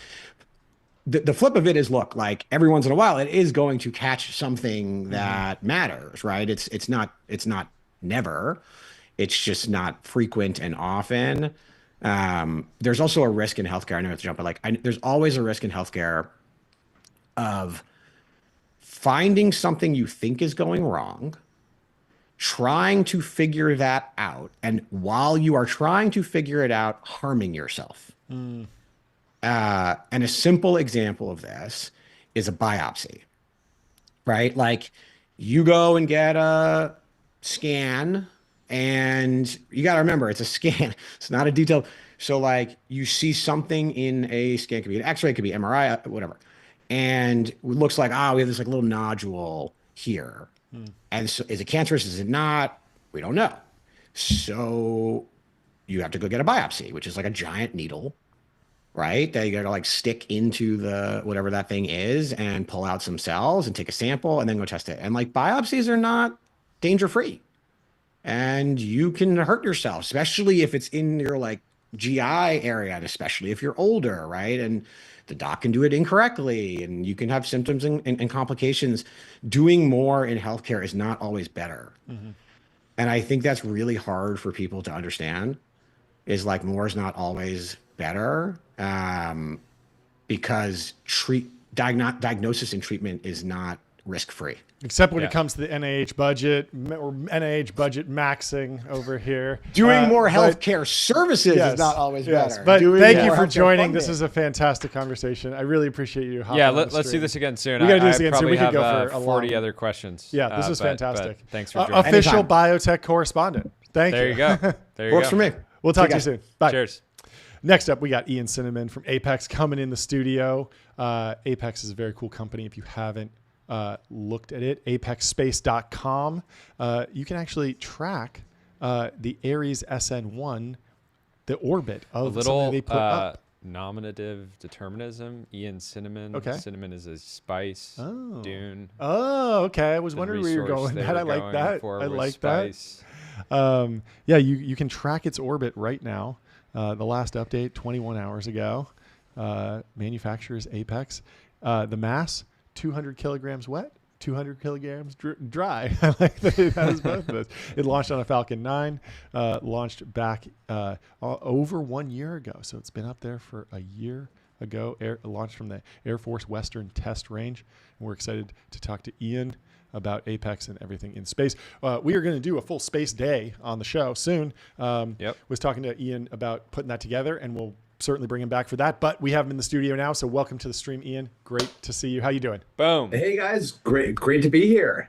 I heard you talking all about Ares, and it's been on orbit over a year now, and we have a lot more going up soon. Congratulations. I mean, I feel like there's a very clear binary when you're starting a space company and you get your first thing into actual space. Delian's talked about this with Varda. It's like the number of companies that raised a lot of money and never got a single thing to space. It was too high, but it's coming down, and you're part of the movement. So can you break us down for us just the history of the company, the goal, the mission, how things are going, and kind of what's keeping you up at night now? Yeah, no, absolutely. So for a little bit of context, company's very new, right? We're only about 2.5 years old at this point. I started the company with my co-founder, Max Benassi, who spent his career scaling production at SpaceX, September of 2022. And it took us less than 1 year from starting the design of Ares, the satellite that's on orbit, from the clean sheet design, blank piece of paper, to it actually working in orbit, insane. Which, to your point, it's not actually just about can you put the piece of metal into space, because frankly, it's not too hard to put a piece of metal into orbit, right? You pay SpaceX, you throw a hunk of metal in there. It has to work. And that, I think, is the key thing that, like, Delian and I actually went to college together, so we've known each other forever. Nice. And I think one of the things that we bond over is both of our companies not only got something to orbit, but the damn thing actually works. And that is something that is rare, frankly, in this industry. And like, there's other great companies out there that get to orbit. It lasts a few months, it lasts a few days, but having it actually work after a full year and keep working is a little bit unheard of in this industry. So I'm just really proud of the team that we put together that's let us actually do this. Yeah. So talk about the actual product, what you actually put in space. It's designed, it's on your website. It says spacecraft platform. I'm seeing satellite bus. Break those terms down for us. Yeah, so in the industry, a satellite itself is not just, this piece of metal, right? It's effectively comprised of two components. One is called the bus, and the other is the payload. So the satellite bus itself is all of the hardware, electronics, the avionics, the control systems that actually let a payload function in space. So let's say you want to go take photos of the Earth, right? You can't just stick a camera and a lens up into orbit. You need to give it power. It needs to be able to move around. It needs to talk to the Earth. The satellite bus does all of that. In the US, we call it a satellite bus. The rest of the world calls it a platform. Frankly, platform, I have to say, I'm a big fan of the US and America and everything that we're doing, obviously, but platform might be a better name than a bus. But I just can't convince the US government to change the name from bus to platform for whatever reason. They're stuck on calling it a bus. Oh, well. Well, we'll start calling it a platform. So yeah, Thank you. I I'd love to appreciate know, that. I'd love to know about some of the satellites that you're excited about going on the bus or the platform, as we'll call it. What are you excited about? We've heard a lot about internet communication. We've heard the story of Starlink, obviously. We've heard Planet Labs and Albedo working on stuff to take better images. Are there any, and then obviously Varda's doing crazy stuff up in space now. What's exciting to you, and how are you designing the business to take advantage of those trends? So when we call it a platform, we mean that because we really want to be a platform provider. And whether you want to do something like take images of the Earth, or you want to beam power down to Earth, or you want to be able to, shoot down missiles that are coming to attack the US, we want to be the platform that works for everything. And I will say, I think we've done a pretty good job. If you look at the customers that we have so far, we have people who are using our platform from on one side of the spectrum, they're doing hyperspectral imaging, which means you have a camera that could see in hundreds of colors that you and me as humans cannot describe. And from space, they could look down at Earth and say, that's farmland with potatoes that are 7 days old, right? Like that's nuts to be able to see from space. Then we have other customers. Aetherflux is one example, founded by a good friend of mine, Baiju. He started Robinhood, and now he's going and he started Aetherflux, which is collecting power from space and beaming it down to Earth, all using our platform, which is phenomenal. Then we have other customers who are using it for defense missions, right? Anduril's a great customer of ours. We continue to do more and more with them. And then there's others that I can't talk about yet at this time. But the theme that honestly excites me more than anything, it's not just connectivity or taking photos of Earth, but something that has become, frankly, something we've always loved, but has only been talked about recently in the public domain, is this idea of how do we develop the technology to protect the US and our allies from the scariest threats that are beginning to emerge. And to me, that's everything from hypersonic glide vehicles to missiles to everything else. And being able to use satellites in orbit to actually protect from this is phenomenal. And that's, you read the recent executive order titled Golden Dome, right? It's asking for space-based capabilities that protect the US and our allies from these very scary threats. And that is what, frankly, for me and my company, we're most inspired to support. Do you think this, the speed at which you guys have not just become a company and developed products, do you think that can be the new normal just based on the sort of talent density that SpaceX had and other companies of that generation training people like yourself on how space works? Because one question I have is people in Silicon Valley have for a long time had the sense of, looking at an industry they know nothing about and saying, I'm going to go do it. I'm going to fix it. I got this, guys. And they can raise a lot of money for it. And that's honestly, in many ways, played out very well in a bunch of different industries. But space seems like, an order of magnitude harder, potentially more. And I'm curious if this is an industry where you can get people coming, true outsiders coming in and saying, actually solving problems, or you're better off, putting your time in at an Apex or a SpaceX before kind of making that leap. It's a great question. I mean, I'll be the first to admit I don't come from a space background. I come from a software background. I built an AI computer vision company and I sold that to Palantir. Like that was my background. Now at Palantir, I got to work on software related to satellites, but I wasn't manufacturing hardware. So I'm an outsider. I'd argue that you look at other successful companies out in the market, right? Like we mentioned Delian and Varda, right? Like Delian does not necessarily come from a aerospace background, right? Like he was working on venture investing and other things before. I think the secret though is you need to pair that outsider point of view with a brilliant technologist who can bring it together. So in my case, my co-founder Max spent his career at SpaceX. In Delian's case, he had Will Brewy, who came from SpaceX as well. And that the combination of that together, I think, is what truly is special. If you look at companies who are founded who frankly come too far from the direction of purely kind of the space industry, it's difficult, right? Because you end up falling into the same traps that you're used to. There's phenomenal companies out there, True Anomaly, Impulse, all these others that frankly, like they haven't had success in orbit and their satellites were unfortunately not able to succeed. And that's bad for everybody, right? You need a little bit more of that, I think, kind of outside perspective to come in and combine in order to succeed. It's a tough industry. I will say, to answer your question about speed, I look at where we are today, and all I can say is I certainly hope that the market is not going to go at the speed that we're going at, because I think we're going way too slow, right? I think we should be moving much faster. I think you should look at what Apex has done and say, why did it take a year to go from a blank piece of paper to a satellite in orbit? Why can't you do that in a week or a day?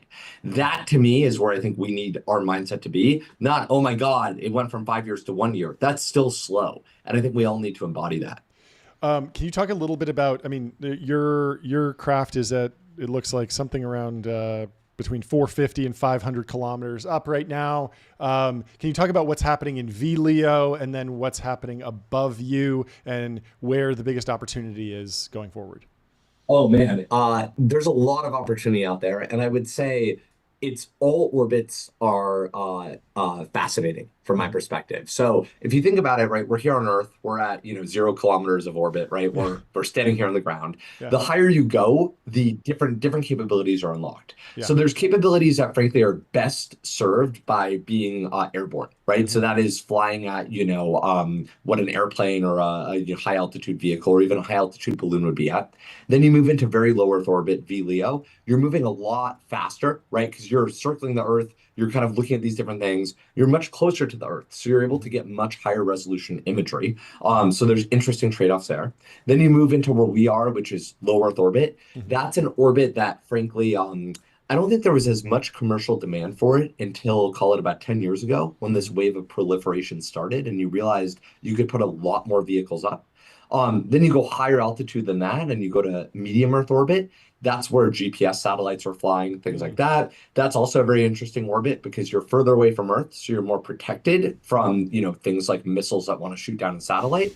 But at the same time, you're not so far away that it takes too long for, radio waves to communicate between Earth and the satellite. And then you have GEO, right, which is where traditional satellites tend to operate. And GEO is interesting because as Earth is rotating, you have the satellite rotating at the same rate. So you're always over the same point over Earth. And that's companies like Astronis, I think, have done tremendous work over there. And I'm very impressed with the work they've done. And then from there, frankly, you go to deep space, cislunar, you have companies like Astroforge launching asteroid mining missions, setting kind of world records for the furthest a commercial satellite has gone. There's just more and more capability with each of these orbits. Can you talk about how the aerospace industry is reacting to the tariffs broadly? Obviously, you're, doing a lot in defense, so I'm sure you were not sourcing from China, but I'm sure, like, generally there's a lot of space companies that are kind of caught off guard here. I'm curious what your read on it is. Space is a global industry, right? And I'm a big believer that we are in what I call the new space race right now, and it is the US and our allies against China and Russia, and we have to win. That being said, as a proud US company, right, most of our parts come from the US, so we looked at our tariff impact, and it's pretty much nothing, right, as it should be, because we're a good US defense company. We do sell a lot of our satellites to allied nations overseas. So as the tariffs come in, that doesn't affect us, but reciprocal tariffs from other countries may affect us as that happens. The good news is, though, most things in aerospace and defense purposes tend to be exempt from these tariffs because at the end of the day, these are the kinds of trades that we want the US and our allies to be engaging in, where we're sharing the cutting edge technology that allows us to stand up as one unified unit against those near peer adversaries. So I think the more commercial oriented areas of the space industry are probably more affected. That being said, like, we are able to produce in the US and we're not having any issues with it. So what I would just say is, we want to bring more of that knowledge and that manufacturing onshore and continue to see that rise as a trend. Awesome. Well, thanks so much for joining us. We'll definitely have you back. We're going to put together a whole space day and go way, way deeper. But I'm so glad you could come on the show today. I really appreciate you taking the time.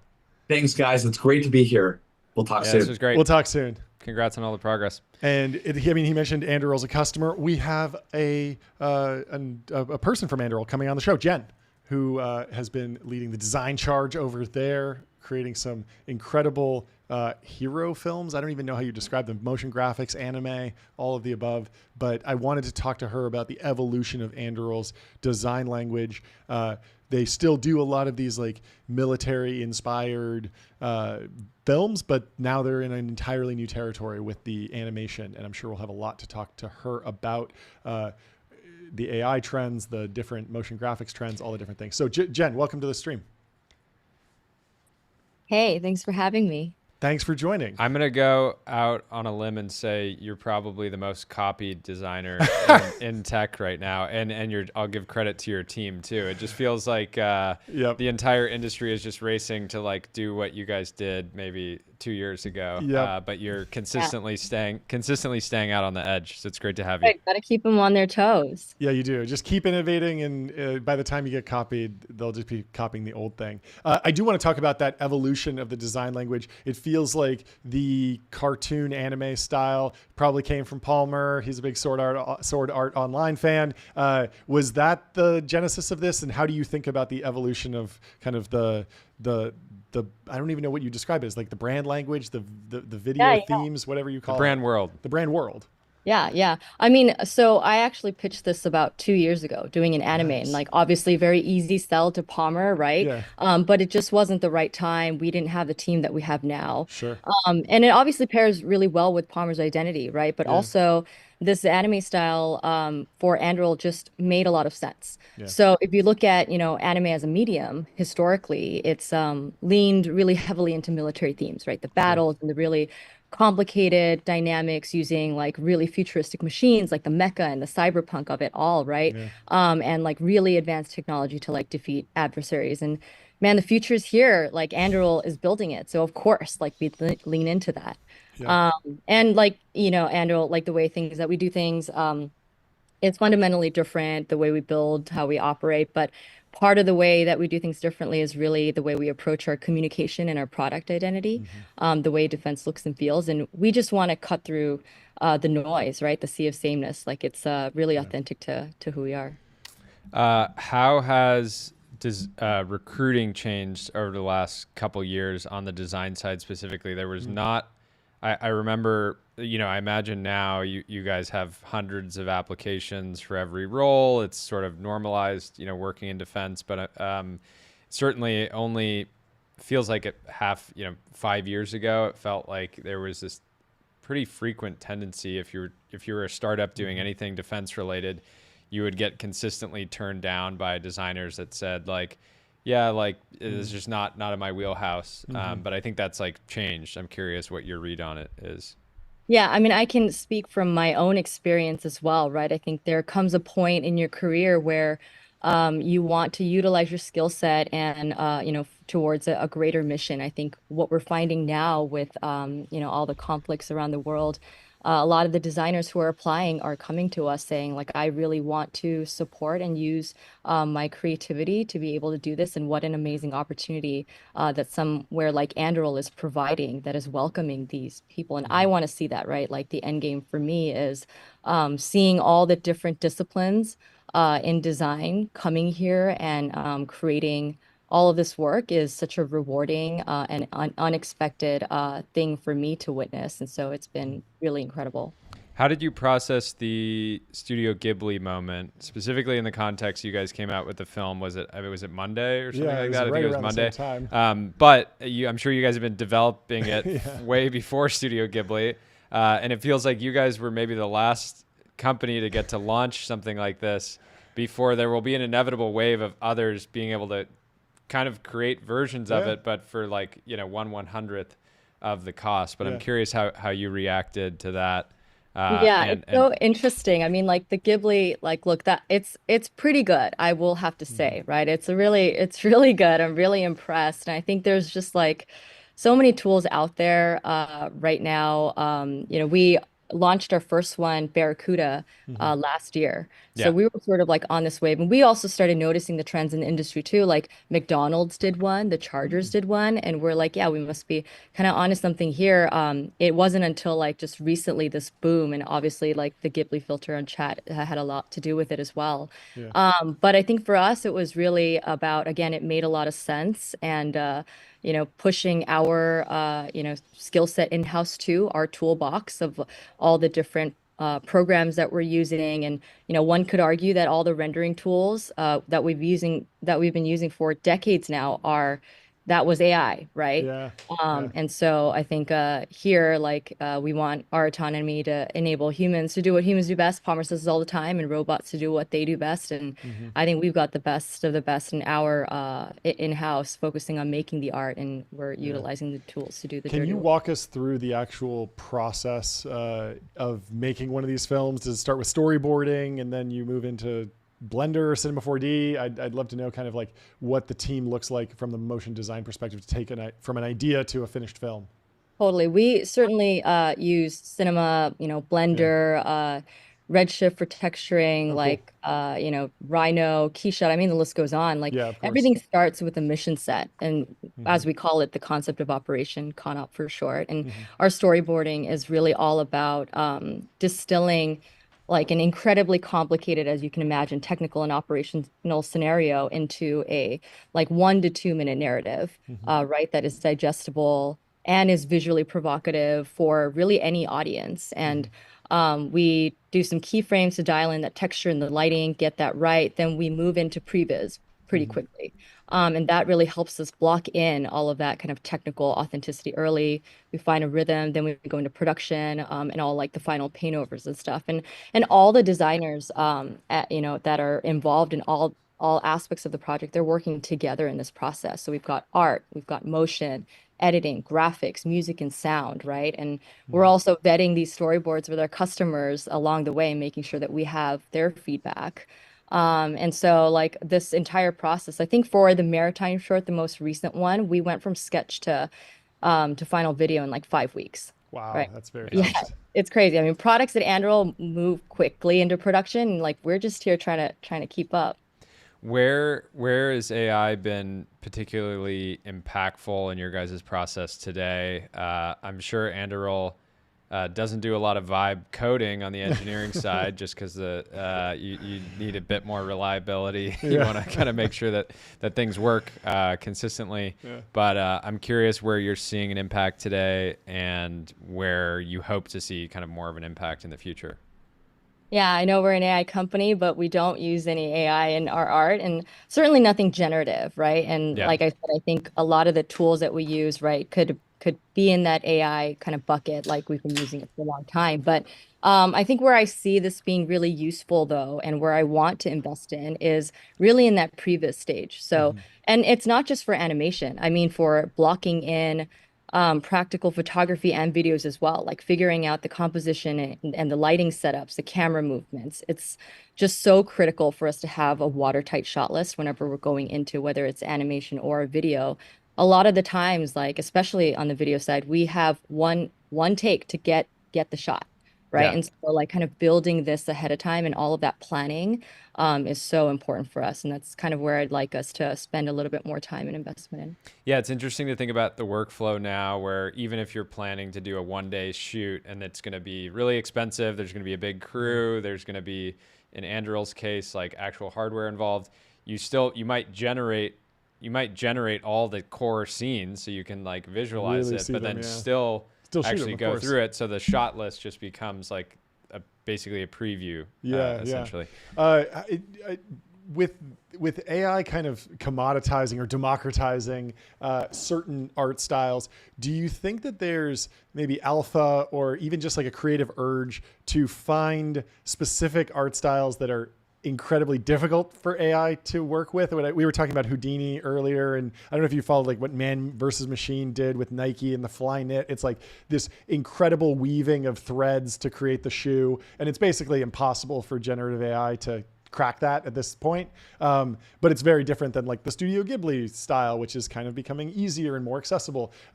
Does when AI commoditizes or democratizes a theme, does that push you to go deeper in that area because it's more accessible, or find a different niche to kind of go and explore? I think it's a different niche. I think, again, like our subject matter is really tied very intentionally to the mission set. It's hard to prompt things like, we need these machines to talk to each other and come up with a way to do that, come up with a way to visualize that, right? It could be any number of things. And I think so really kind of helping guide that by, using, I think just the people who are creating this art is probably where we're going to stay and kind of where we're going to lean into even harder. Is being so technology first in the Anduril organization broadly, is that an acceleration for the motion design team? Because you can just ask an engineer, hey, can you pass me like a CAD file and I'll export it as OBJ and just import it into Cinema 4D and like, boom, I'm good to go. Or because of like ITAR, I imagine that you might have to rebuild these models from scratch. Like, is there anything where you're like, hey, actually we can't use that model over here because it's like, we'd be leaking if it got hacked or something? Yeah, no, we're definitely not, picking up like the engineering CAD file and dropping it into this, right? Like even for previs, like we definitely, a lot of the designers on our team, like they're very, technically fluent. So a lot of the CAD work that's done, even to get it there, is like about scrubbing it, and it's really like creating, again, turning it into almost a whole new OBJ that's watertight, so you can like texture it and throw lighting on it, right? So there's like ton of work that goes into even setting up the files, and obviously also like make sure that it's not like exactly the thing that we're building. Yeah. Have you had any explorations using virtual reality in combination with motion design? There's a lot of move towards, we're going to do a lot of motion design in Unreal Engine. I don't know if you've been tracking all of that stuff with the real-time motion graphics, but you can imagine, there's even these demos where you walk around, you sculpt something, then you export that OBJ, and then you're playing with that in Cinema or Houdini. I imagine that Palmer makes it easy to, expense a VR headset if you need one. But what have you played with any of that, and are you optimistic about that going forward? I mean, like I think like that like Iron Man future is certainly something that I want. There's so many times when like, we're building something, even my past experience, like if I could just reach in there and just like pull that, like I just want to like do it, right? I think if there was a forum to do so, like it may be in some of our exploratory phases. Like right now we've got designers, we have a whole different pipeline just to kind of do experiments, right? We have an Australian designer, his name's Joel. He's doing some crazy experiments with Blender right now with textures and just like, pushing that to its limit. And like James, who comes from working on movies like Avatar, like, he's trying to like recreate like, worlds and like do world building and like Unity and stuff, right? So we're like constantly trying to figure out ways to also level up our technical ability to be able to do better discovery, right? Better experiments so that we can like produce better work. Yeah. Well, since it only takes you 5 weeks to produce these, you're on the clock. We look forward to checking in with you in 4 weeks. 4 weeks. When the next one drops. I think everyone in the audience is very excited when these drop. So thanks so much for coming on the show and breaking it down for us. That was really fascinating. And thank you for the work you do for the country. Yeah, thank you. We'll talk to you soon. Thanks so much. Bye. Fantastic. Very cool. Yeah. Anduril has the blessing and the curse of whatever they do it so well that they immediately get copied. Get it immediately copied, and imitation is not flattery. It is wrong. It is a shame. And what would your mother say if you're imitating people? Well, we have our next guest. Come on into the studio, the Temple of Technology. We're ready to talk to you. There he is. How you doing? What's going on? I'm doing great. Welcome to the stream. Can you start with just giving a little bit of a breakdown on who you are, what you do, what's happening this week? Okay. My name's Rylan Hamilton. I'm the co-founder and CEO of Blue Water Autonomy. We design and build autonomous ships, ones that can operate across the open ocean. So think thousands of nautical miles of range and being out there for months at a time, like no people. And we just came out of stealth today. So like super yachts for billionaires who want to just like hang out without any crew for months. Is that what we're talking about? Or eventually, is there like some defense angle here? I like that. That sounds a little bit easier than what I'm doing now. No, but due to regulation stuff, it's the Navy. They have an urgent need. We have a shipbuilding issue within the United States. Yeah. And what's super cool about what we're doing is because there are no people on board. So when you remove the bridge, the galley, the berthing, the showers, and all that stuff, you can make the ship a lot smaller. So our big Navy shipyards today are at capacity, and we're trying to build destroyers and carriers and submarines as quickly as possible. But our size allows us to build it in all these mid-tier shipyards all over the country, and so we could build them today. So how small are we talking? Like 25 feet, 10 feet? So think like 150 feet. So like Okay, if you get pretty big. too small, you can't go across like the ocean. You don't have Sure. enough fuel. You're going to get whacked in different kind of sea states. Yep. But if you're too big, you're too expensive. So there's kind of this sweet spot in the middle. So what does it take to cross the ocean? Is this like you just diesel fuel and you're good, or is there some other alternative? Yeah, that's not a bad guess. We're not revealing everything, but yeah, we're pretty practical. Like we're taking commercial off the shelf marine kind of components, but we're redesigning the ship from the keel up. Because our learnings have said that if you just take like a commercial design that's meant for people and put sensors on it, that's okay for a week or two, but like eventually it's going to break down. Like you have one engine room and something leaks, and if you've no one on board or no, like you can't, you're going to be dead in the water in the middle of the ocean. That's the last thing that our Navy wants. Yeah, that makes sense. Yeah, it's interesting. When we first talked, Rylan, I think we were talking about this. There's this YouTuber, and I'm blanking on his name now, but he just like nerds out about all the autonomous vehicles being used in Ukraine. I like that. And it's crazy stuff. Like there's people just applying, putting like a sensor on a jet ski, and it's just like out, going around. That's cool.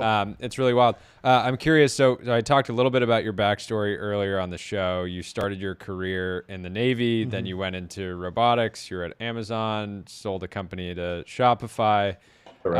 How much of both of those chapters of your career shaped what you're doing now? It's kind of like you're the perfect guy to build this business, but you had to spend, however long in the Navy and then, do the robotics thing and then actually, do it at scale. But I'm curious, how the kind of learnings you took from each of those chapters. Yeah, I think this is kind of my dream job, except we're a startup and we're hustling every day, working 7 days a week. So it's not easy. But yeah, the last 20 years, like my first 4 years, as you said, surface warfare officer in the Navy. I was an engineering officer. I was actually an electrical officer. So on our ship, we had fires, floods, like you name it. We got hit by lightning. The ship would lose power. But I learned a lot. So over the, in 4 years after I went to graduate school, and then I actually got lucky and I joined this company called Kiva Systems that got bought while I was there by Amazon, became Amazon Robotics. I was employee 200, became the youngest person on the leadership team. But I was there when like a couple thousand robots were in the field. We scaled it with Amazon to 15,000. And now, like, my guess is there are over 1 million robots in Amazon warehouses based off that company and that technology. Wow. And so I left, and then I started my own robotics company. Again, collaborative autonomous mobile robots. So ones that didn't need fencing or stickers or anything like that. And I kind of feel like right now we're building kind of one of the world's largest mobile robots. It's just a ship that has to cruise across kind of the oceans. And so we're taking all these lessons where you take the hardware primitives and you smartly design it into something that's reliable and works all the time. And then you got to write the software on top. And so like, that's the talent that we have on our team right now. How much or how little has the average Navy vessel advanced since you were on them back in the day? I imagine it's not as much advancement as one would like. So let me just be clear. We build the best warships in the world. They are amazing. You look at a guided missile destroyer, it's been through a lot of iterations. It's fucking awesome. However, it takes a lot to make a design change on a warship because there's so many different components. You have to make sure the supply chain's there. So a couple of weeks ago, I was actually walking through a big Navy shipyard and I was looking and like, you look at the gauge and there's like the concept of IoT is just not there, but they work and it's been like hard tested. And so we have this opportunity when we redesign everything to kind of put and make everything smart and have, sensors over everything. And so right now, just on our core design, it'll get better over time. We have 550 kind of data feeds into our edge compute just to know what's going on in the ship. So it's like we need to know everything, but that's just not where you're going to get on a modern Navy ship. That makes sense. Can you talk about the Jones Act? Was it good or bad? Maybe you don't have to give that aggressive of a take, but in this era where deregulation is popular, I'm curious if you think that should be sort of dug into further. Obviously, we're just not building nearly as many ships as some of our adversaries, and you guys are hopefully changing that, but curious your thoughts. So I'm not an expert on the Jones Act, but I'm definitely aware of it. But I think what's critical is we need to be able to build ships in the United States. Like sea power has been the bedrock for our prosperity and security for the last 100 years. And that needs to be, we need to have sea power for the next 100 years. So we can't outsource shipbuilding. We need to have that as a core ability within the United States, and we need to get a lot better and increase our capacity. I think because of the Jones Act, we still build ships here in the United States, and that's important. Maybe there could be some tweaks to it, but we can't outsource shipping to other countries. It's like too critical for our nation. Palmer Luckey was on the Sean Ryan podcast talking about how China has vastly more shipbuilding capacity. And a big part of that is that civilian ships in China must be built to military specifications. They need to have roll-on, roll-off capabilities for troop carriers. You could argue that maybe American civilian ships should be built to military specs, but that kind of spits in the face of the free market. What if I don't want, tank treads on my pleasure yacht? But where do you stand on that as kind of just from an American standpoint? So I haven't walked through a Chinese shipyard, and I don't think I ever will. I don't think you're welcome. No, I don't think you'll be there. But I know that we build ships a lot better in terms of our warships than any other country. And they're built. And if you look, there have been incidents where we've been hit by mines or ship missiles or like anti-ship missiles, and they withstand and they don't sink. And so like a lot of credit to our Navy in terms of how we design things. But if we just try to compete with China head on head in terms of like who can build more destroyers, they're going to win. So we need to out innovate them. And I think there's not a silver bullet. But if you look at the things that Anduril is doing underwater, it's awesome, right? And if you look at our nuclear submarines, we're a generation ahead on submarines versus Chinese. And now what we're trying to do is saying on the surface, let's complement our manned fleet with an unmanned fleet so we can kind of be a force multiplier. So we don't have to put a DDG in every area, that we can kind of be the front line of the picket fence for some of these destroyers and put it in harm's way before you put the destroyer out there. And so it's not like, I think the point is like, let's innovate and try lean into sort of autonomous systems, but let's not pretend like we're just going to change our shipbuilding capacity overnight and compete with the Chinese. How do you think hypersonics change the nature of naval warfare? It definitely changes it, because if you think about our exquisite platforms, whether it's aircraft carriers or destroyers, like we're not going to put them kind of as close as we would to an area of conflict because of these anti-ship missiles and hypersonics with extended range. Now, one thing you have to appreciate about our military, it's a system of systems. So there's a lot of, and I'm not an expert, there's a lot of cool stuff that's happening in space and others. So it's really hard to hit an aircraft carrier that's going 30 plus knots, that's a couple thousand nautical miles away. And we have some countermeasures to it. So, but it definitely means that we're going to sort of keep these ships farther and farther away from areas where there could be either hypersonics or anti-ship missiles. That makes sense. What do you think about, you mentioned early on about there seemingly is our existing domestic capacity to make the size ships that Blue Water Autonomy is making. Do you think that the actual manufacturing layer still needs to scale significantly, or is the capacity there and it's just, needs to be allocated more efficiently or needs to get more efficient? Yeah, so the capacity is there to build them, but we can do a lot better to just like take the status quo. And so these shipyards, they build ferries, they build tugs, they build barges, they build crew transfer vessels, but their business is kind of lumpy. And so it doesn't make sense for them to invest in a lot of automation. But when the Navy can give a strong demand signal and say, we're going to build a lot of these, that's when you can really double down in terms of building like these shipyards of the future and put a lot of investment into it. The other thing is, since we've been designing this kind of ship from the keel up, everything's like, in CAD, it's all there, it's all digital, it's all already tied to a product lifecycle management system. And so we get the benefits of starting like today with modern tools to build this, which allows us to kind of like outsource this to a lot of different, like some of the parts of the ship could actually be built in like a central facility in the United States. You don't need to put everything in the shipyard. But when you build a ship today, so let's say it's like a steel hull ship, you build the hull, you may be building components, you stitch it together, and then you send all of the electronics and everything, and then you commission it on the ship. Well, that's the hardest place, is actually turn on a system in the middle of a hull in a shipyard, and it just takes a long time. And so I think there's a much better way that we can kind of build these ships at scale. How do you think about what Anduril's doing on the lattice side? I could imagine if you're producing a ton of autonomous ships, you'd want those to be somehow teaming with Mikesell submarines and drones overhead and all sorts of stuff. And I'm sure the modern warfighter would want to have all of that on a map, essentially, or be able to integrate all of that. How are you thinking about integration with other systems that might be competitive in the financial markets, but close allies in the geopolitical sense? Well, I haven't talked to Anduril yet, but we just came out of stealth, and maybe because of this podcast, they'll reach out to me, someone from the Lattice team. No, but I think it's really important that we talk to systems like Lattice, because we're not going to be the control system for all these like UXVs that are out there. That's not our bread and butter. Our bread and butter is building autonomous ships that are reliable and that just work. And so we want to make sure that we have the integration layer to kind of connect all these different systems. At my last company, we built an automation solution where we were in over 120 warehouses all throughout the world. And we talked to like many different types of warehouse management systems. So we needed to build in that integration layer and not just be beholden to one WMS. And we have some of those same people on the team, and that's what we'll need to build. Like we need to be agnostic to kind of the layers that we speak to above us. Random question, not related to the current business, but I'm really interested to get your take on it. We've talked a lot about the various companies doing humanoid robotics.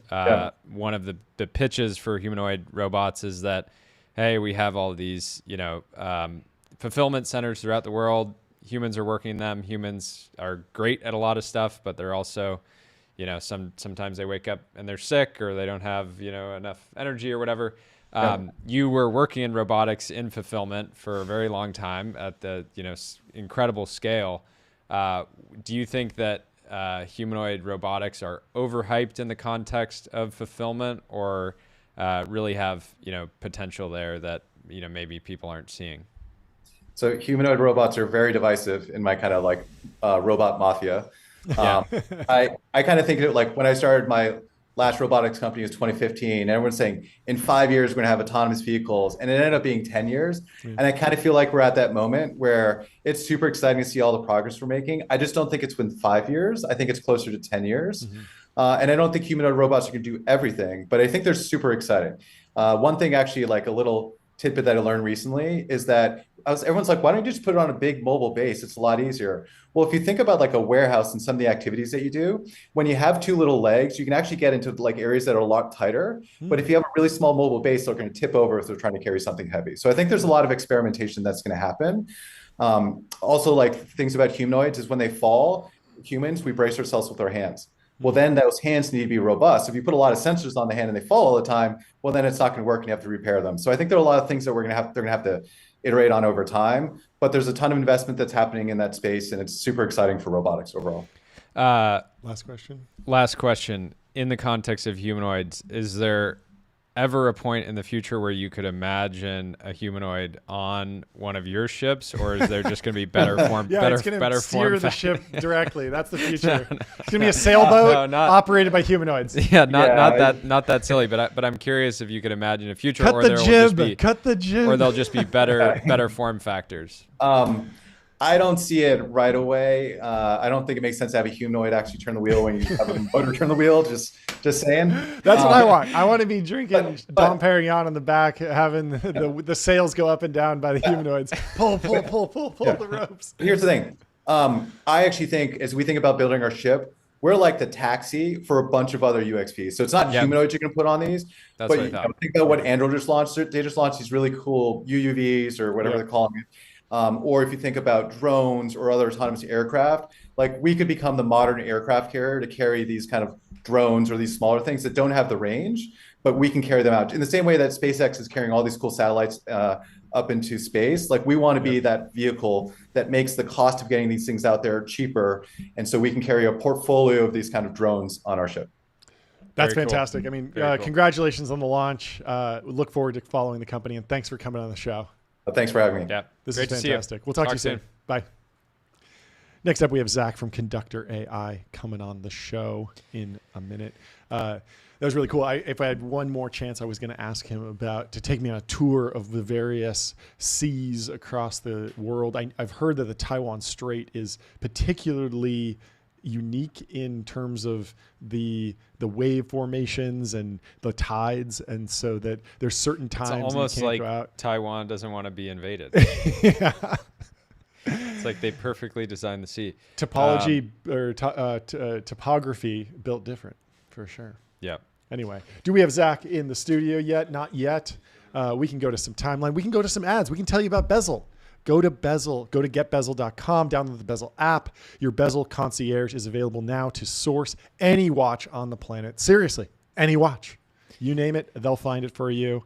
They're listing a bunch of stuff. They got the date. Nate Bladorn posted earlier. He says, you might never be as tall as John Coogan, but there's always a way to feel like you're up in the clouds. Head on over to Bezel and choose a pilot's watch from their fully authenticated luxury selection. Tell them the Technology Brothers sent you. I love that. Thank you for posting. Great post, Nate. Fantastic. And we have Zach here in the studio. Let's bring him on in. Welcome to the show, Zach. Good to be here. Hey guys, thanks for having me. The man with no X account. Oh yeah, No. You're the second guest, I think, in show history to not be on X. What's going on? I mean, are you not into technology and business? What's truly tragic is I'm in totally a Twitter, like I've actually blocked Twitter on my phone because I use it so often. I just never post. I only read. Okay. So clearly I need to become more involved in the scene and actually post something. You should. So, Yeah. Well, if you create one tonight after the show closes, we'll tag you in the clips. We'll try and get some audience. Or you can never post, never Just even use the app. Just come on the show. We'll clip it up and then we'll post it for you, and you get all the benefits with none of the time invested, other than like he's so elusive. He doesn't even have an account, and yet I'm seeing him all over X and these viral clips. I love it. Anyway, can you do a brief introduction on you, the company, kind of what you're building? Sure. Thanks so much. I'm Zach. We're building Conductor AI, a company designed to automate paperwork in the government. And that's what we're doing. What's the first go-to-market? Who's the first customer? What's the first piece of paperwork that you're automating? Sure. So we are working with the Air Force, the Office of the Secretary of Defense, and a few other defense customers around problems like security classification, foreign military sales, ITAR controls, and things that are these very important and very sensitive document review workflows that if you've spent a lot of time working with the Department of Defense, you will unfortunately encounter that we are trying to hopefully make it easier to deal with. How much? How much paperwork does the government do? Is it? I feel like it's a lot, but I think it's probably more than I'm even imagining. Yeah. So the government, there's internal estimates. They spend basically like $18 billion a year on classifying information, and it's this very complicated apparatus that has grown over the years to ensure that we keep secrets safe. But one of the unfortunate byproducts of having a complicated and expensive classification apparatus, it can make it very, very hard to actually get information to the people that need it. And so there are many, many separate chains in the government around how you can share and approve and release information. And Conductor is trying to make it easier to solve that problem, and then other problems where you have these like very complex approval processes and navigate through them. How much of this is just going from like paperwork to a modern, CRUD app using standard software as a service versus AI, agents, LLMs, all the on-trend tech? So the people in the government that are doing this, they actually often have some form of system here for this. What we're actually seeing is the people that are sort of doing these, that are sort of these adjudicators that have these very important jobs of saying, yes, you can say this, no, you can't, or sort of in charge of these complex approval processes.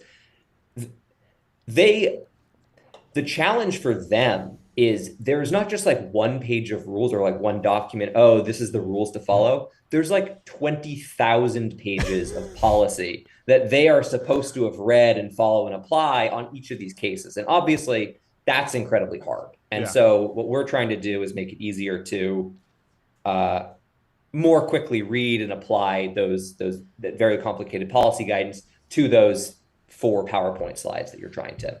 Yeah, when you're working with the government like this, are you following like the standard defense tech sales playbook, like SBIR, program of record, or is it just a completely different sales motion for you? So I worked at Palantir for 7 years before this, so we have some familiarity there. SIBRs are great. They're not all work the same. Our very first contract that we got was a SIBR, but unfortunately we haven't won another one since then. So since then it's all been getting OTAs and subawards off of existing contract vehicles. But yeah, the go-to-market motion in the government is, I mean, frankly, like, it's fortunate. I worked at Palantir, so I sort of like saw how this worked from a best-in-class perspective. But if I was a 23-year-old just starting out, I have no idea how you'd figure out how to navigate this world.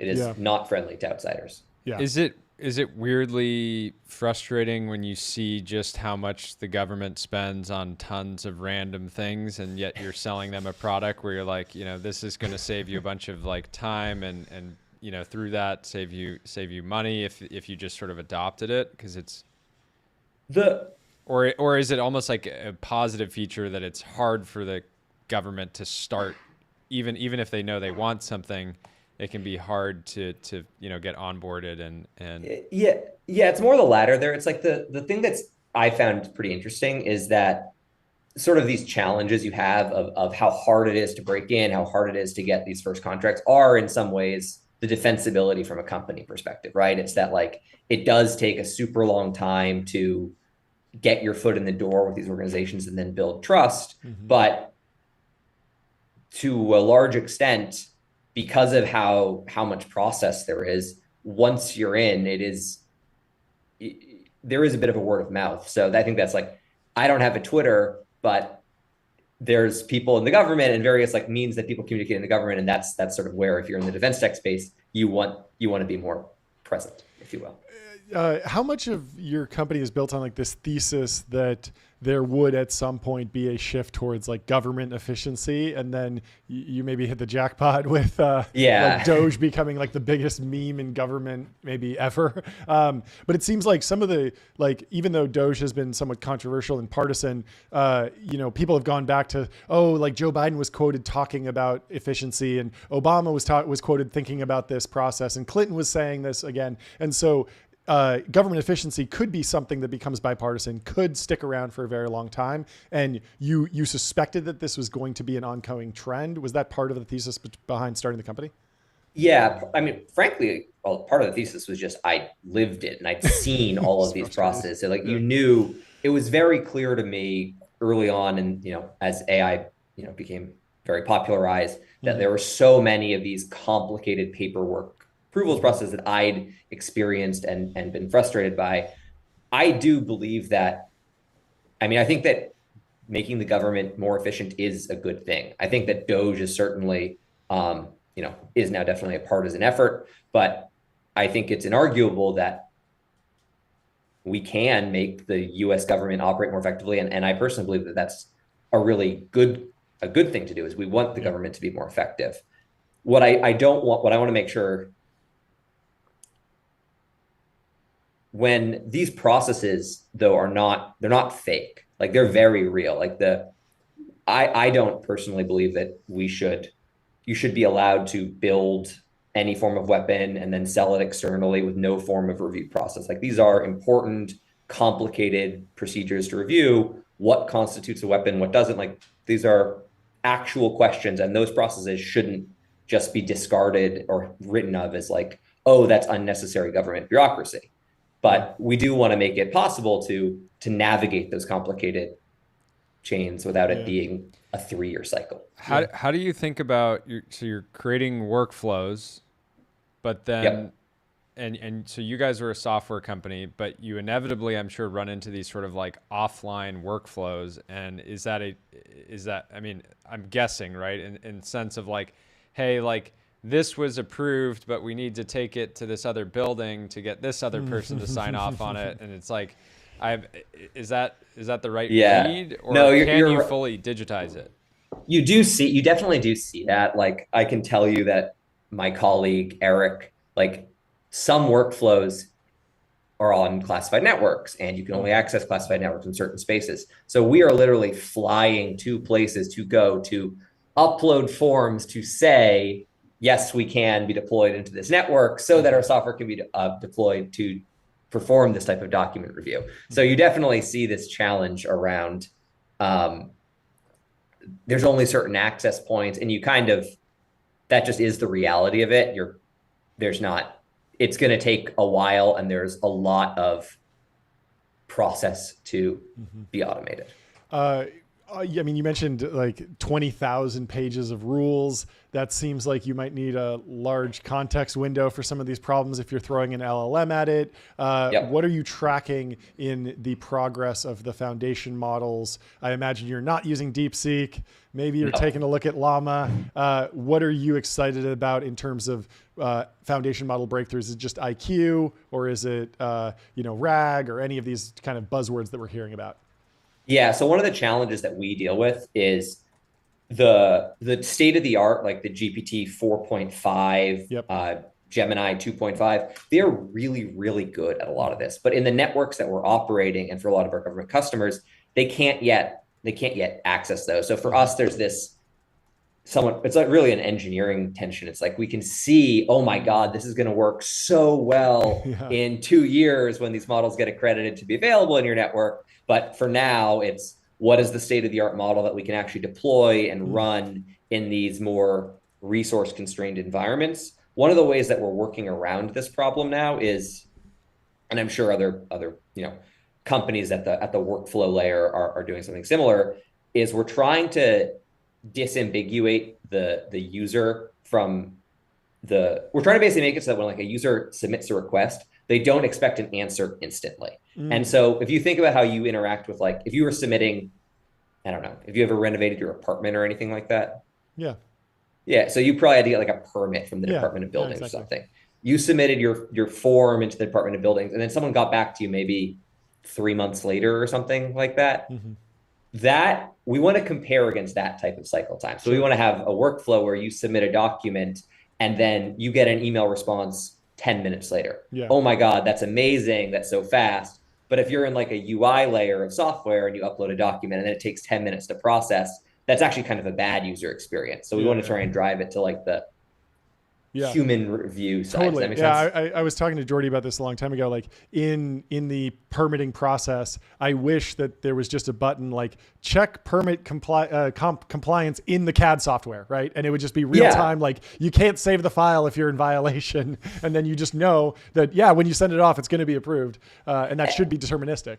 And this is so much of what we actually see, is that in these like complicated these complicated cases, so much of the stuff that like kicks you back is not some edge case question of, oh, is this permitted or not? It's like, you just don't understand what it is you're submitting. Like, and I apologize, I have to be like a little vague when I talk about like what these things are, but it's like, you just filled this out wrong. And like, I can tell you instantly, hey, you're going to get instantly rejected. Say this instead. And it's going to rather than taking 4 weeks and requiring like 9 separate signatures, you're going to be good to go. And the material information is almost identical. And that's the type of thing we're trying to push back to the user very quickly so that they understand, oh, this is a really hard question, but this is something that you can just get a yes on, if that makes sense. A ton of sense. Any last questions? Very cool. I'm excited. We recently went off our paper process. So once you're starting to, we used to print out every topic that we would discuss. We'd print out the tweet and read it on the show. Very complicated workflow. Now we're going digital. Yeah, we're going digital too. So we're glad that you're helping the government do the same. It's been much more efficient. It has been more efficient for us. Well, thank you for coming on. Yeah, we really appreciate it. And the work that you're doing. Yeah. Pleasure to meet you guys. Hopefully, hope to see you on X. Oh yeah, I'll make sure I create an account. Talk to you guys soon. There we go. We'll talk to you soon. Thanks, Bye. Zach. Next up, we have Paul from Carbon Robotics coming in. Carbon Robotics, very cool company, has built a self-driving tractor. The Laser Weeder G2, the world's most precise weed control, and the Auto Tractor, the most dependable tractor autonomy solution. Very excited to talk to you. The Auto Tractor. Great names, honestly. The Laser Weeder. The Laser Weeder G2 combines computer vision, AI deep learning technology, robotics, and lasers to identify crops versus weeds, and it shoots the weeds with lasers. It's so intelligible for what is probably a very complicated product. And it seems a lot more healthy than what, just dumping pesticides.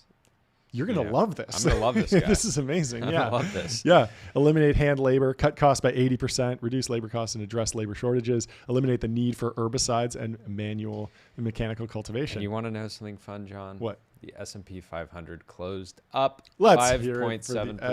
5.7%. On the week. Wow. On the week. On the week. That's great. Well, if you're doing well. Let's bring Paul into the studio. Paul, welcome to the stream. Hello, how are you doing? How's everything? We're doing great. Thanks for joining us. What's going on? Would you kick it off for us with just a little introduction to carbon robotics and yourself? Man, you know what? I love this job. I love our company so much. We do some cool stuff. Our company, we build AI robotics. That's the core of our company. But we focus on agriculture. And agriculture is such a great place to be. So we make the thing called the laser weeder. Maybe you've seen videos of the laser weeder. I hope you have. And the laser weeder uses an AI system. We find weeds live in farm fields and we kill them with lasers. Wow. So that's great. Why is that good? Because you don't have to spray chemicals all over the place. That was just what I was saying before you joined. It's just it's a beautiful future. It's a beautiful future. The thing is, like, for years, I mean, we had humans have been doing agriculture for thousands of years. Maybe tens of thousands of years. And we invented this technique for growing all of our food. And, we came up with things like, chemical fertilizer and nitrogen-based fertilizers and herbicide sprays and things like that were just like dousing crops, but how we built our food supply.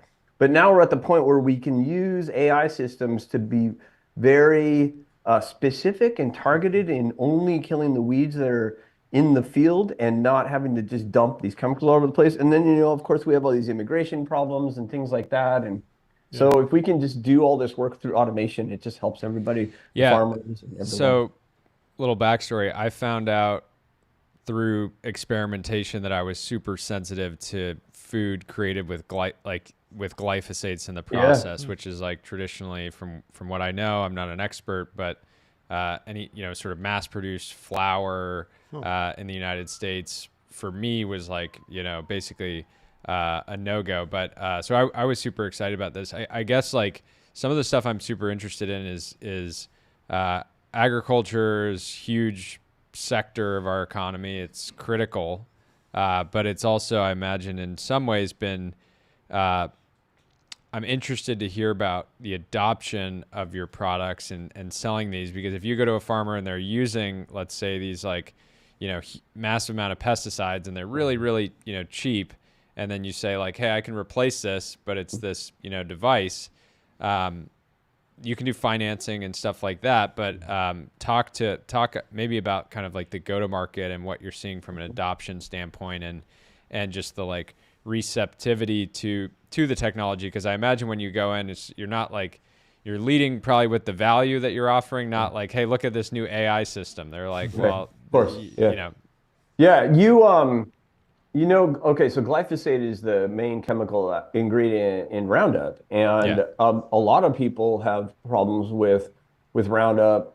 They think some of the extra sensitivity for things like celiac disease can be kicked off by glyphosate. There's some evidence for that stuff. But I think everybody has this experience with somebody who had some kind of food intolerance or allergies, and then wound up going, to Europe or whatever. You hear this all the time, right? I went to Italy and I discovered I can eat pasta. Why can't I eat pasta in the United States?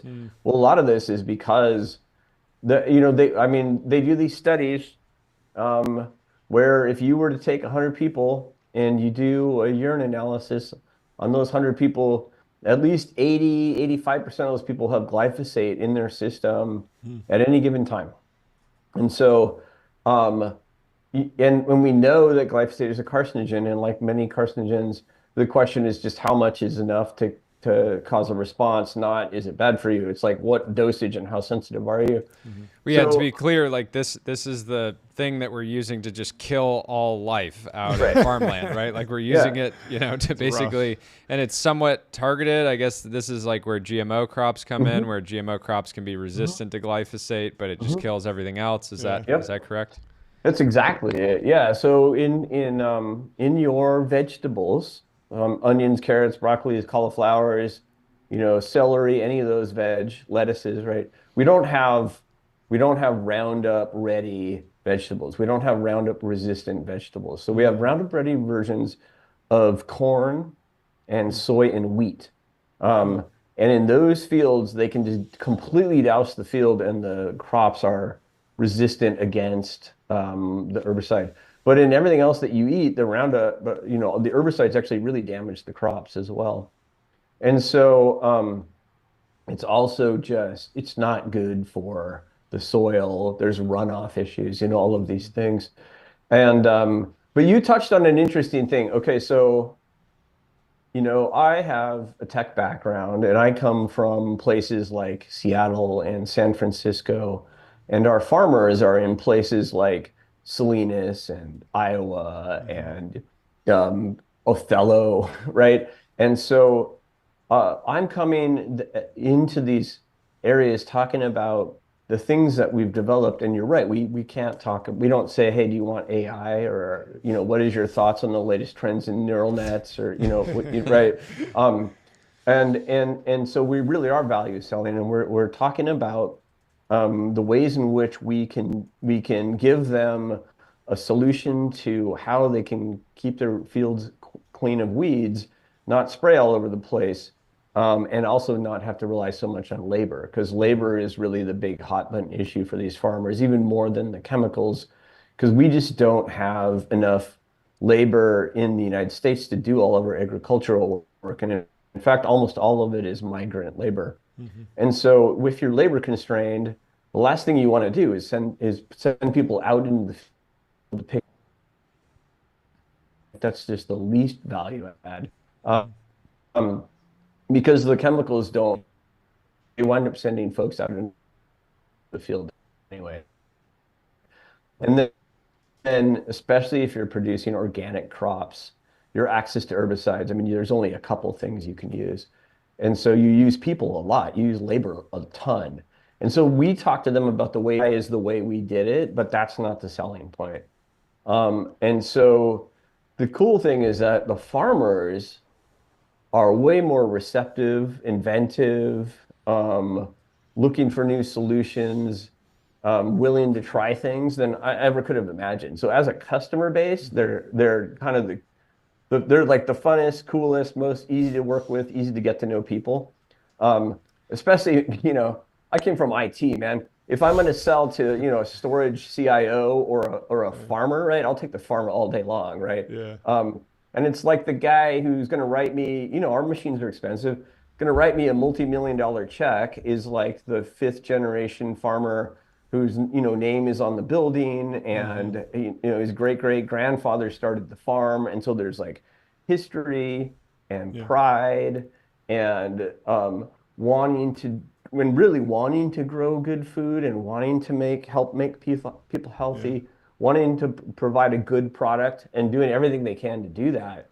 And so they need help. They need automation. They need solutions that can do stuff that isn't going to cost them a bunch of money, that, or at least when it's expensive like ours, that like you can show the ROI, right? And so here's my thing. I want to make sure that all my machines pay back within 3 years. So whatever money you outlay, that should be saving enough money every year that by the time that 3-year horizon hits, like it's paid for itself. Yeah.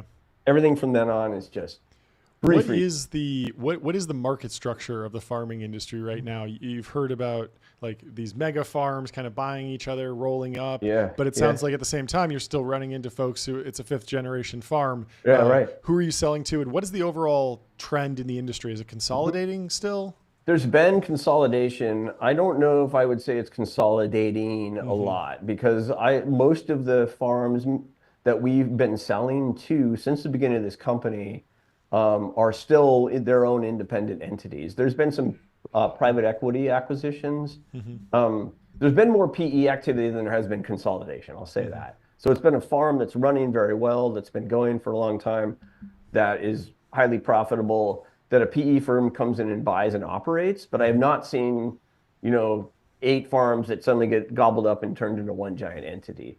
So I think the consolidation, part of the reason you get consolidation too is that you get economies of scale with the consolidation.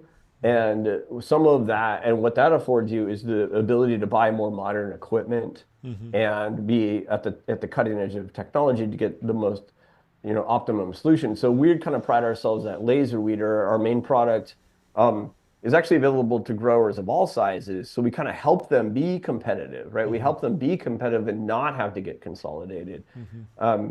So, I feel pretty good about that. But I do not feel like there's been a massive amount of consolidation since we've been selling.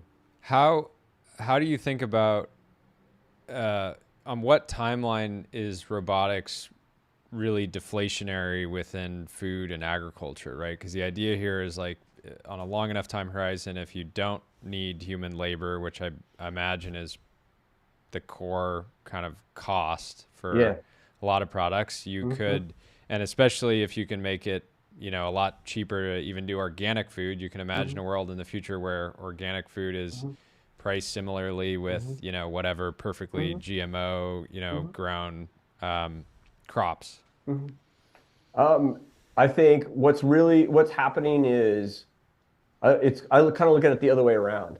The herbicides are actually getting less effective. We're getting herbicide resistance in the weed population. There are weeds coming through the country right now that we don't have chemicals that can kill. And so that's going to keep happening, just like we have antibiotic resistant bacteria when you have overuse of antibiotics. Same process is happening. So I look at, if you just roll the clock forward, what do you think is going to happen in the end, right? Where are we going to be? Pick some time horizon in 100 years. Well, most of the chemicals aren't going to work anymore. We're going to be severely labor constrained on ability to grow food. We're going to really care about the health of the soil because we have a limited amount of that. And so what do you need to do? Well, you need to plan for a world in which you're not so heavily dependent on chemicals because they are getting less useful every year. You need to be able to protect your topsoil, which means not digging stuff up so much, right? One of the common techniques, one of the ways in which you could help kill weeds with cultivation, where you run blades through the ground, but that's bad for the topsoil, right? So it's like, okay, so where we have to get to is a point where we're not damaging our topsoil and we're not spraying stuff all over the place. So we're actually, I think, helping to keep things stable. The price of food is, it's priced into the CPI, right? So it's one of the core components. And so what happens is it like many of the main constituents of the economy kind of tracks with the economy, right? It doesn't really separate in the way that some of the more consumer goods will. So I don't know if I call it deflationary so much as being able to sustain the profitability of the farmers that we so depend on to give us healthy food. How have your customers reacted to the tariffs? I'm sure you've had conversations or just heard kind of industry news, because obviously, as much as we consume the food that we produce in the United States, we also export it around the world. It's true. Okay, so the United States, for the last 3 or 4 years, has been in an agricultural trade deficit. This is relatively new for us. That's not been the case before that. And this is concerning. Part of the problem is that we are losing acreage to Mexico and south of the border every year because of the labor challenges and the price of things like herbicides, and just sort of how much there's a lot of government regulation as well, and that makes a challenging environment for these farmers. So in that sense, maybe the tariffs kind of help. But there's a lot of negatives here, right? That it does reduce the places in which they can sell, right? Even though we're at a agricultural trade deficit, we still are selling a lot of stuff overseas. And a lot of this equipment, components and parts all come from overseas. Everything electronic comes from Taiwan, right? We're not, whatever you want to think about the CHIPS Act, right? We're not up and running, right? I can't buy GPUs that are made in, Iowa or whatever, right? Right. So, I mean, realistically, right, all of that stuff still needs to come inbound. And then we do a fair amount of business overseas as well. We sell a lot into Europe and a lot into Australia. So for us, that's challenging as well. So this is a long way of saying, we don't really know where the impact nets out at the end of the day. And even the farmers I've spoken to, they kind of say the same thing. Paul, I don't know if this is good or bad. Like, I can't, it's hard to run the numbers, right? This is a multivariate equation and it's changing, right? It's like, it's on, it's off, it's right. So I haven't heard a consistent position on this from anybody, and I think it's one of these things where nobody knows what their position should be until they understand the impacts, and the impacts are like very hard to calculate right now. Yeah. Yeah, it's interesting to think about seasonality in the context of the tariffs too. If you're producing or you're maybe off season and the tariff hits, it's like, well, I don't really know what that's going to do to demand until I actually pick the crop and go to sell it or you know. Can you give us a little bit of a farming for dummies, farming 101 on what a tractor actually is used for on a farm, and then take me through the auto tractor and what that product means for your business? Yeah, I mean, growing food is setting up the land. So you'll run, this term is generally called tillage, where they'll run large blades through the ground and they're trying to tear it up, turn over that soil, loosen things up, allow access to the nutrients and the microbiomes in that soil, get it ready for planting. Then you put your seeds in the ground. So you've done tillage and then you've done planting, and a tractor is pulling the tillage bar through the field, and then it's pulling the planter. And then you spend your time doing fertilization, irrigation, and keeping weeds at bay. And so there's a couple different ways to do irrigation, but some of them involve laying pipes in the field, and there's a tractor for that. And then when you're doing weed control, you may be running cultivators through the field that I mentioned before, or a spray rig if you're using a lot of herbicides, or a laser weeder, and you're using tractor to pull through for that. And then usually when you're running harvest, you may have a harvest machine that you're pulling the tractor through, or some of those are self-driving as well. But there's a bunch of activities, and the tractor is kind of the main engine for all of these. The tractor is the thing that provides you locomotion, and from that locomotion you get power. So for example, tractor has a thing called a PTO, stands for power takeoff, and it's just a spinning shaft with a gear on it. And you can plug into that, and then you get power. So we use that for a generator, for example. We get 3-phase 240-volt power off the PTO spinning a generator. So the tractor is kind of the main engine. It's the starting point for everything moving on the farm. And like pulling weeds, we found that one of the major challenges with getting enough done was finding tractor drivers.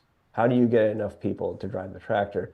Tractor driving is fun and it's interesting and kind of cool, right? But try doing it for 24 hours a day. When, when it's time to farm, it's time to farm.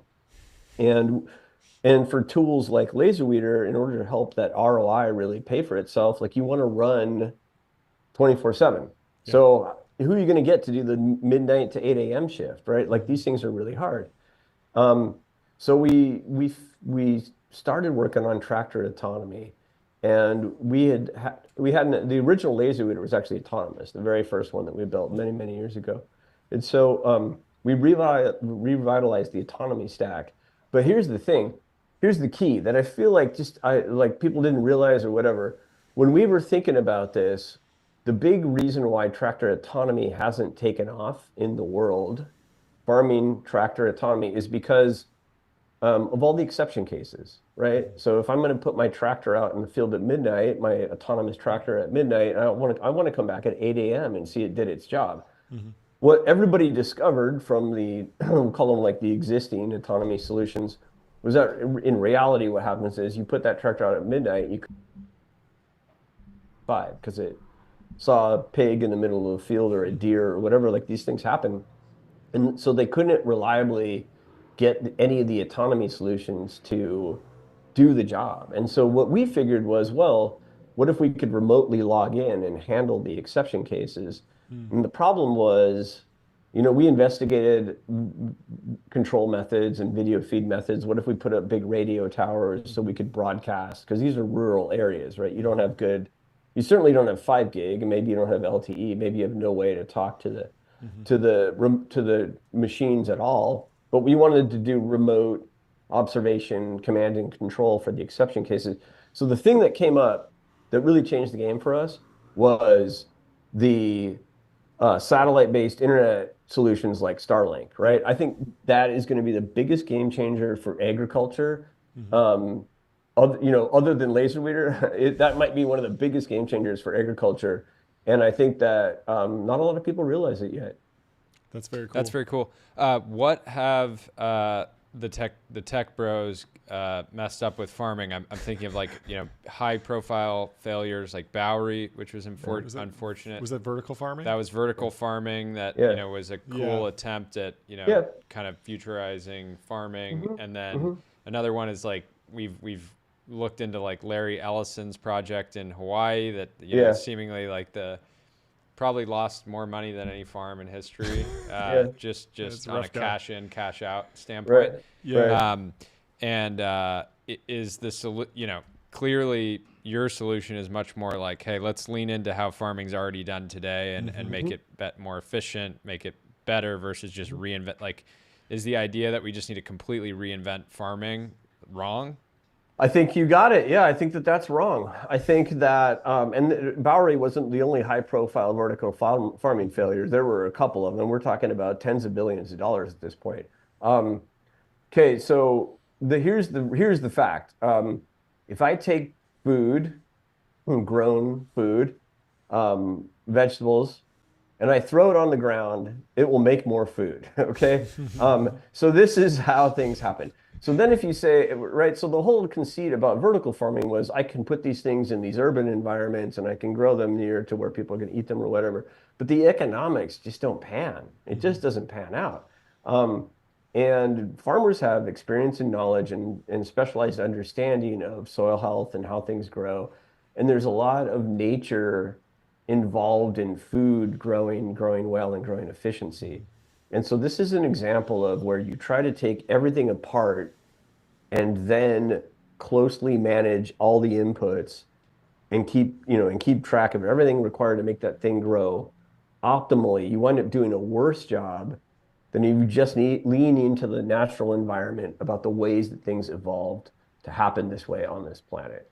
And so so what you said was absolutely right. We're going to reinvent farming as the tech bros of the urban environments, right? That we're gonna, it doesn't happen. And so we went out and said, how do we help farmers with their job they're trying to do, instead of how do we like reinvent what they think, what we think they should be doing. And I think that it feels like one of those things like, tech bros now trying to reinvent private equity with roll-ups, right? Yeah. Private equity is super efficient industry. Trying to reinvent farming, we've been doing it for a very long time. There's this misnomer that farmers don't know what they're doing. It's like, no, they take their business really seriously. It's a hard business. It's super competitive, super smart people in there. It's not some like the country bumpkin thesis is like wildly incorrect. I have a portfolio company that sells into the ag world, and I've been amazed at the ingenuity at the farm level where they're just,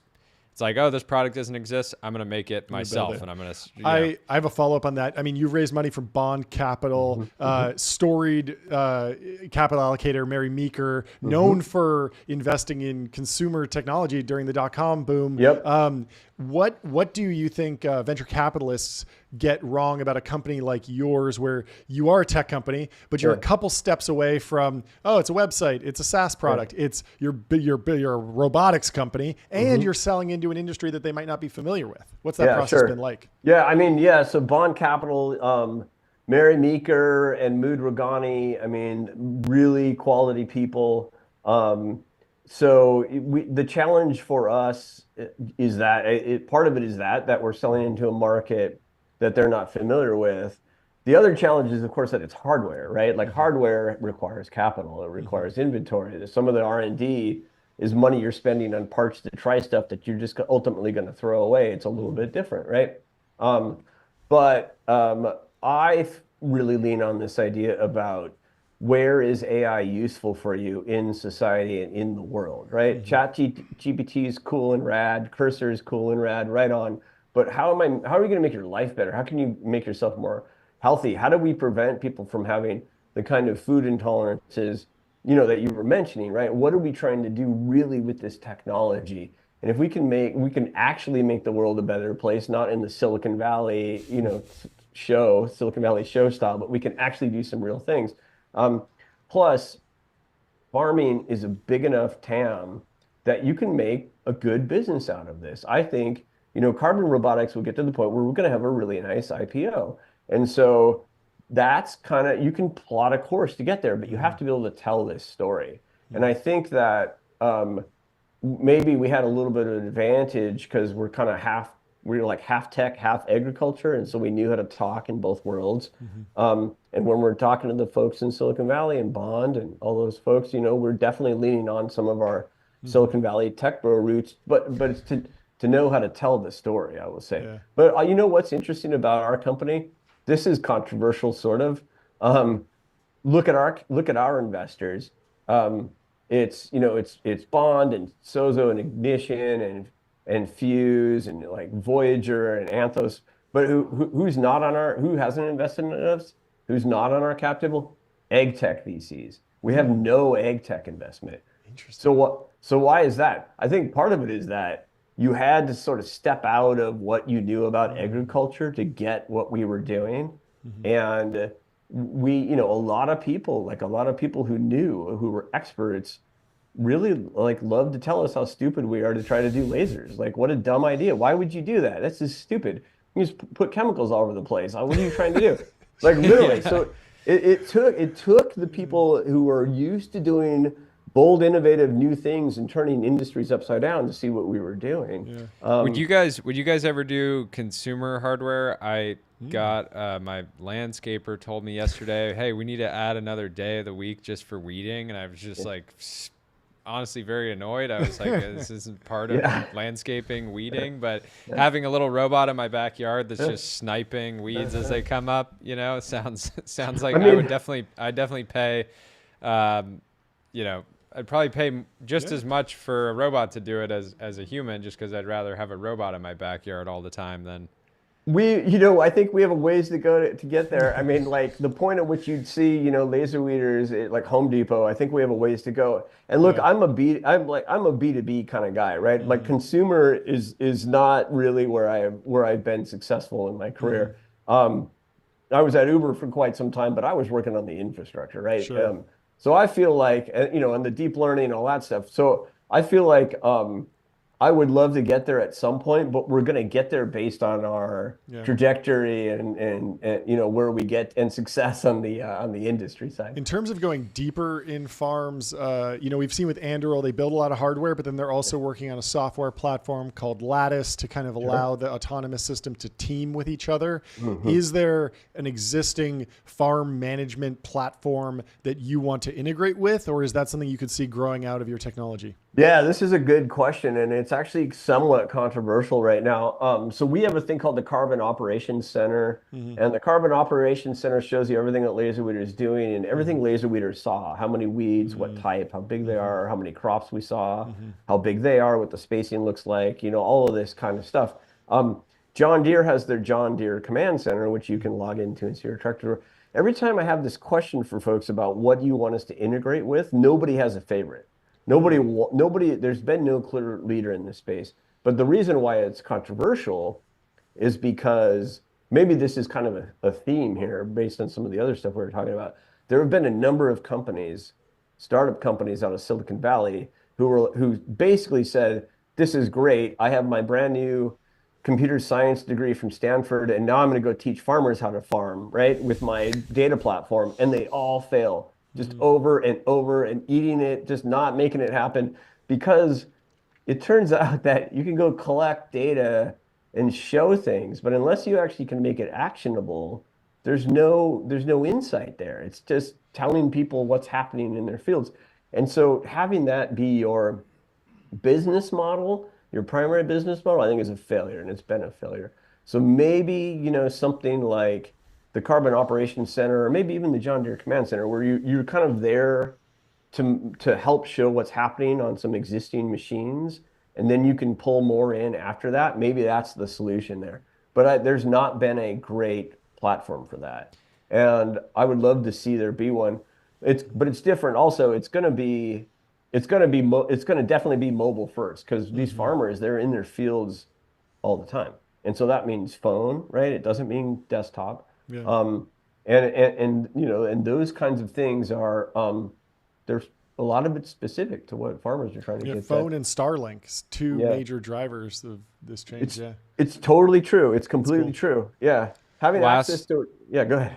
I was gonna say last question because I know we're at time, but after all the time you've spent in agriculture, what keeps you up at night? Because I feel like for Americans, we take food security for granted. We just sort of accept it that you're going to go to the grocery store and maybe the price is up or down for eggs one day, but there's generally going to be eggs. What scares you? I'm worried about us in the United States and many of the economies in Western Europe being able to continue to be self-sustaining, and that means agriculture, that means manufacturing, ability to make things and grow things that keep your country moving along. In a world, we cannot compete globally dollar for labor prices. We can't, and without a drastic reduction in our standard of living, right? That's never going to happen. So if you watch all of our manufacturing leave, all of our agriculture leave, we're in a very, very vulnerable spot. And this, to me, should be a national emergency, right? The slope is already clear. The most deleterious effects haven't happened yet, and by the time they do, it's going to be too late.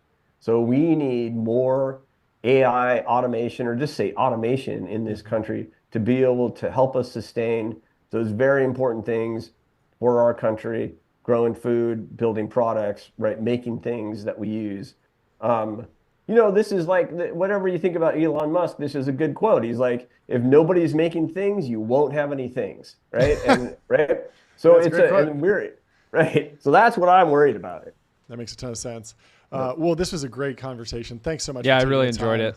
I'm really excited about what you're doing too. Thank you very much. I appreciate that. Huge impact. So keep up the great work. I mean, it's already been a massive success, but I'm sure you have a long future ahead of you. And you're officially our agricultural correspondent. Yeah, we'd love to have you back and talk looking about forward to the next agriculture as it happens. Let's do the next one in a farm. We can go get you guys out of the studio, right? That sounds great. Some boots on you. We can go see some laser weeders. All right. Yeah. My first job was my mom would give me a nickel for every weed of a certain stature that I would get out of the yard. So I feel like I'm happy that you're doing this, but I'm built for it. Yeah, I'm sure you can tell the farmers exactly how to do it. Yeah. We'll give them some great advice. We'll tell them what's really going on. Here's what you got to do. Don't worry. We'll solve all this crisis. Anyway, thanks so much, Paul. Cheers. Have a great weekend. We'll talk to you soon. Yeah, you as well. Thanks. Bye. See ya. If you're looking to go spend some time near a farm, maybe you should book a wander. Find your happy place. Find your happy place. Book a wander with inspiring views, hotel-grade amenities, dreamy beds, top-tier cleaning, and 24/7 concierge service. Join vacation home 430,624 wanderers and counting. That's a lot of people. One time, like the guest is not going to have checked out of the Zoom, and they're just going to hear us do this deranged ad read, and they're going to be like, "Why are they singing?" I don't have full context on the show. We got to be singing more. Pretty good. We should. Should we sing this TechCrunch article? FinTech founder charged with fraud after AI shopping app found to be powered by this humans. was relevant to the conversation yesterday. Yes. We were talking about how Figure AI is claiming to an end-to-end robotics system. End-to-end AI. Yes. Closed system. Yes. No C++ in that there. Has not been fully achieved by any other company in their category, which makes it very impressive if they're doing it, a potentially massive breakthrough, but also a potential risk vector if they're sort of promising investors that they've achieved this, which they already have. Yeah, and this is going to be an ongoing theme, I think, with AI companies is the claims around the level of automation. We saw this with this TechCrunch article. The CEO of Nate, an AI shopping app that promised a universal checkout experience, which makes a lot of sense. You go to the AI app, hey, buy me bottle of Dom Perignon. It goes and finds it. It buys for you. It should be automatable with agents and operator and all the amazing LLM magic that has been in the boom. Nate was founded in 2018. They raised over $50 million from investors like Co2 and Forerunner. They raised a $38 million Series A in 2021, slightly before the AI boom, but they were still pitching this idea of like you can buy from any e-commerce site with a single click thanks to AI. But in reality, Nate relied heavily on hundreds of human contractors in a call center in the Philippines to manually complete those purchases. Now, no problem with that if you're upfront about it. Yeah. With your investors. You don't even have to be that upfront about it with the customer, I think. I think you can I don't think the customer cares that much. The customer doesn't care. I just want the output, which is one-click checkout on any e-commerce site. That's what I'm being promised. I don't really care how you do it. You could be using LLMs. You could be using deep learning. You could be using some special algorithm. Yeah, and I code remember, it by hand. Who cares? I remember this company. Yes. I remember their billboard specifically, Yes. and there was a lot of hype around it. I didn't fully get it, Yep. but I also think anytime these shopping apps launch, they tend to just launch these massive incentives so they can really run up Yep. users where they're basically giving money away Yep. for user acquisition. And that creates very high burn, and that makes it harder to spend that money on R&D to actually solve the AI problem that requires all the training. And there's no problem with hiring a bunch of folks in the Philippines or anywhere to do a bunch of jobs, get a bunch of training data, and then create the final algorithms. This is the story of Scale AI and OpenAI. You know, they get a bunch of contractors, they answer a bunch of questions, they bake that all into the training data, and you get a magical experience at the end of the chain, but you got to actually deliver that magical experience, especially if that's what you're promising to investors. And now the DOJ's Southern District of New York is alleging that Nate relied heavily on hundreds of human contractors, and they found it was effectively 0%. Was actually happening via AI. And the reason that this should have been a red flag is that the claim. What Nate was doing was basically computer use. Yep.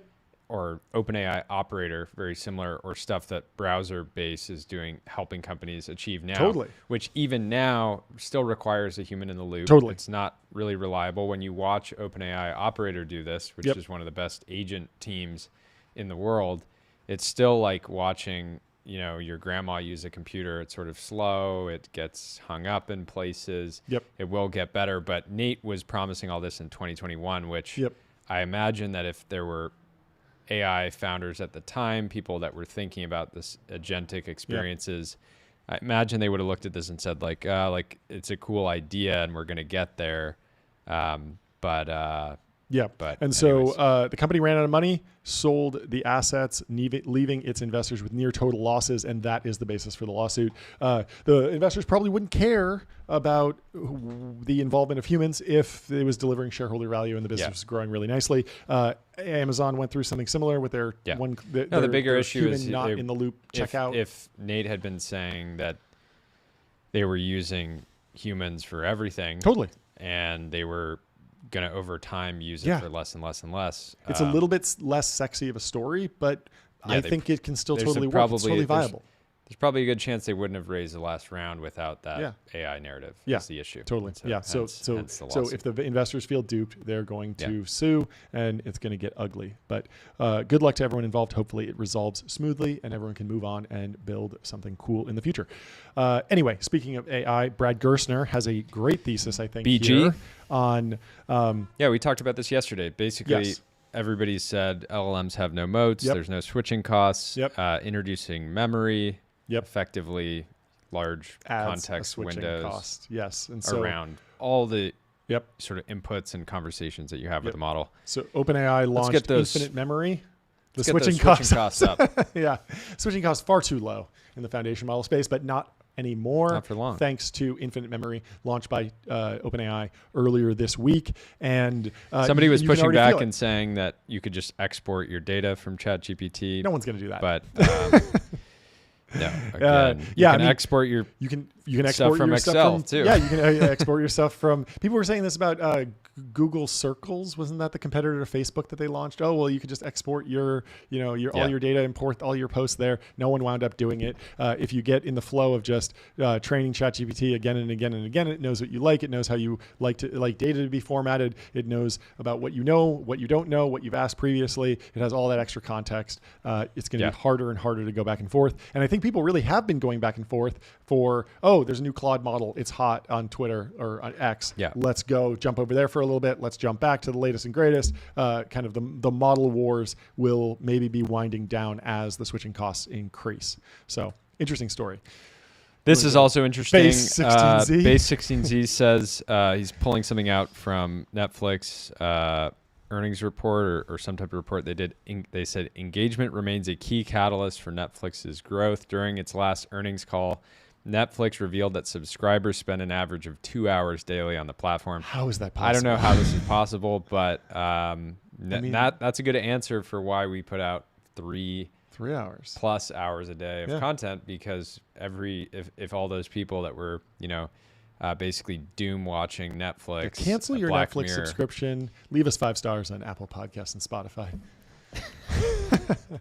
But that is a lot of Netflix. But yeah, I mean, I guess if it's replaced your TV, you have it on the background. A lot of what Netflix does best is this like laundry TV. Have you heard this term? The idea that put it on while you're doing laundry. It's meant to be a lot of the reality TV shows. They kind of recap what happens at every 15-minute interval, and so you can kind of tune out, tune in. It's not all content that's like Game of Thrones super layered. You got to be following along. You got to be reading the fan theories. A lot of it's just you throw it on. It's reality TV, and you just kind of let it sit there in the background. Anyway, this was a cool story from Steven Zhang. He built the app that someone was talking about. Preston went viral with a post saying, "I want a finance app with 3 numbers: what I spent today, what I spent this week, and what I spent this month." And Preston's post went super viral. Yep. And Steven built the app, and he shows a little time lapse of him vibe coding it, probably on his couch. Was he worried about blurred out his feet? Yes. He's worried about people. He blurred out his feet in the video, which is hilarious because you could have just put on shoes or something. But maybe he realized after the fact. He might have realized after the fact posting. That he didn't want to wind up on. Never put your feet on the internet. Never put your feet on the internet. I like this post from Joe, friend of the show, sort of a long lost brother. I just threw this in because if you're in New York, you should go check this out. There is a store across from the UN in Manhattan that's called the UN of Beers. UN of Beers. Which is just an amazing, example of you can just name your store or your business whatever you want. We saw the Advanced Manufacturing Company of America. Yeah, it's a cool name. There's Bank of America. I don't know if you've ever heard of that. I have. That's a cool name. Yep. Imagine coming up with that name.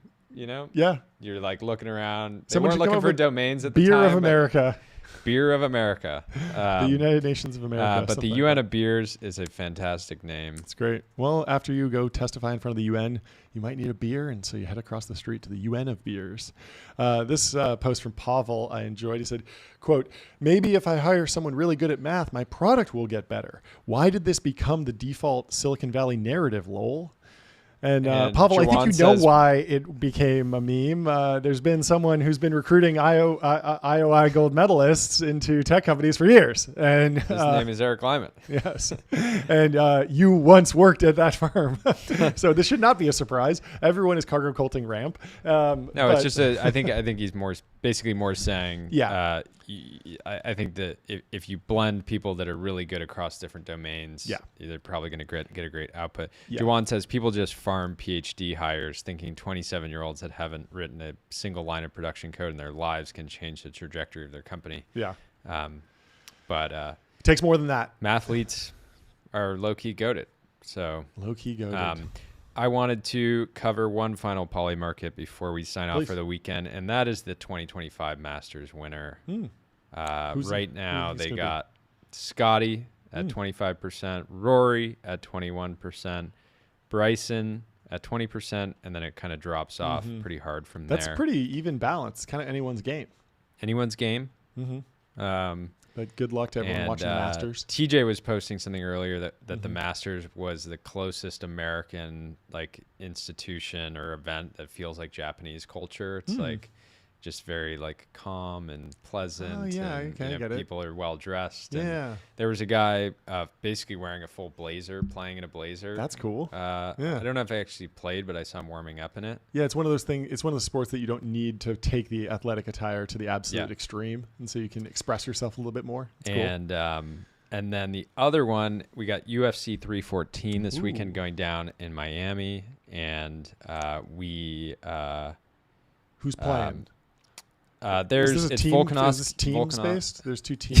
Yeah, this is great. This is the New York Sluggers versus this is the relevant Chicago for Punchers. me because Chandler is fighting this weekend, and he is a Rora athlete. That's fantastic. He's been posting about his water consumption this week. So root for Chandler. We Good want to luck. see the win. We want to see, Yeah. his continued success. So Yeah. that's a good What's place his to signature sign. move? Does he do like a karate chop? Is that what it is? Karate chop. Because you can do anything in UFC, right?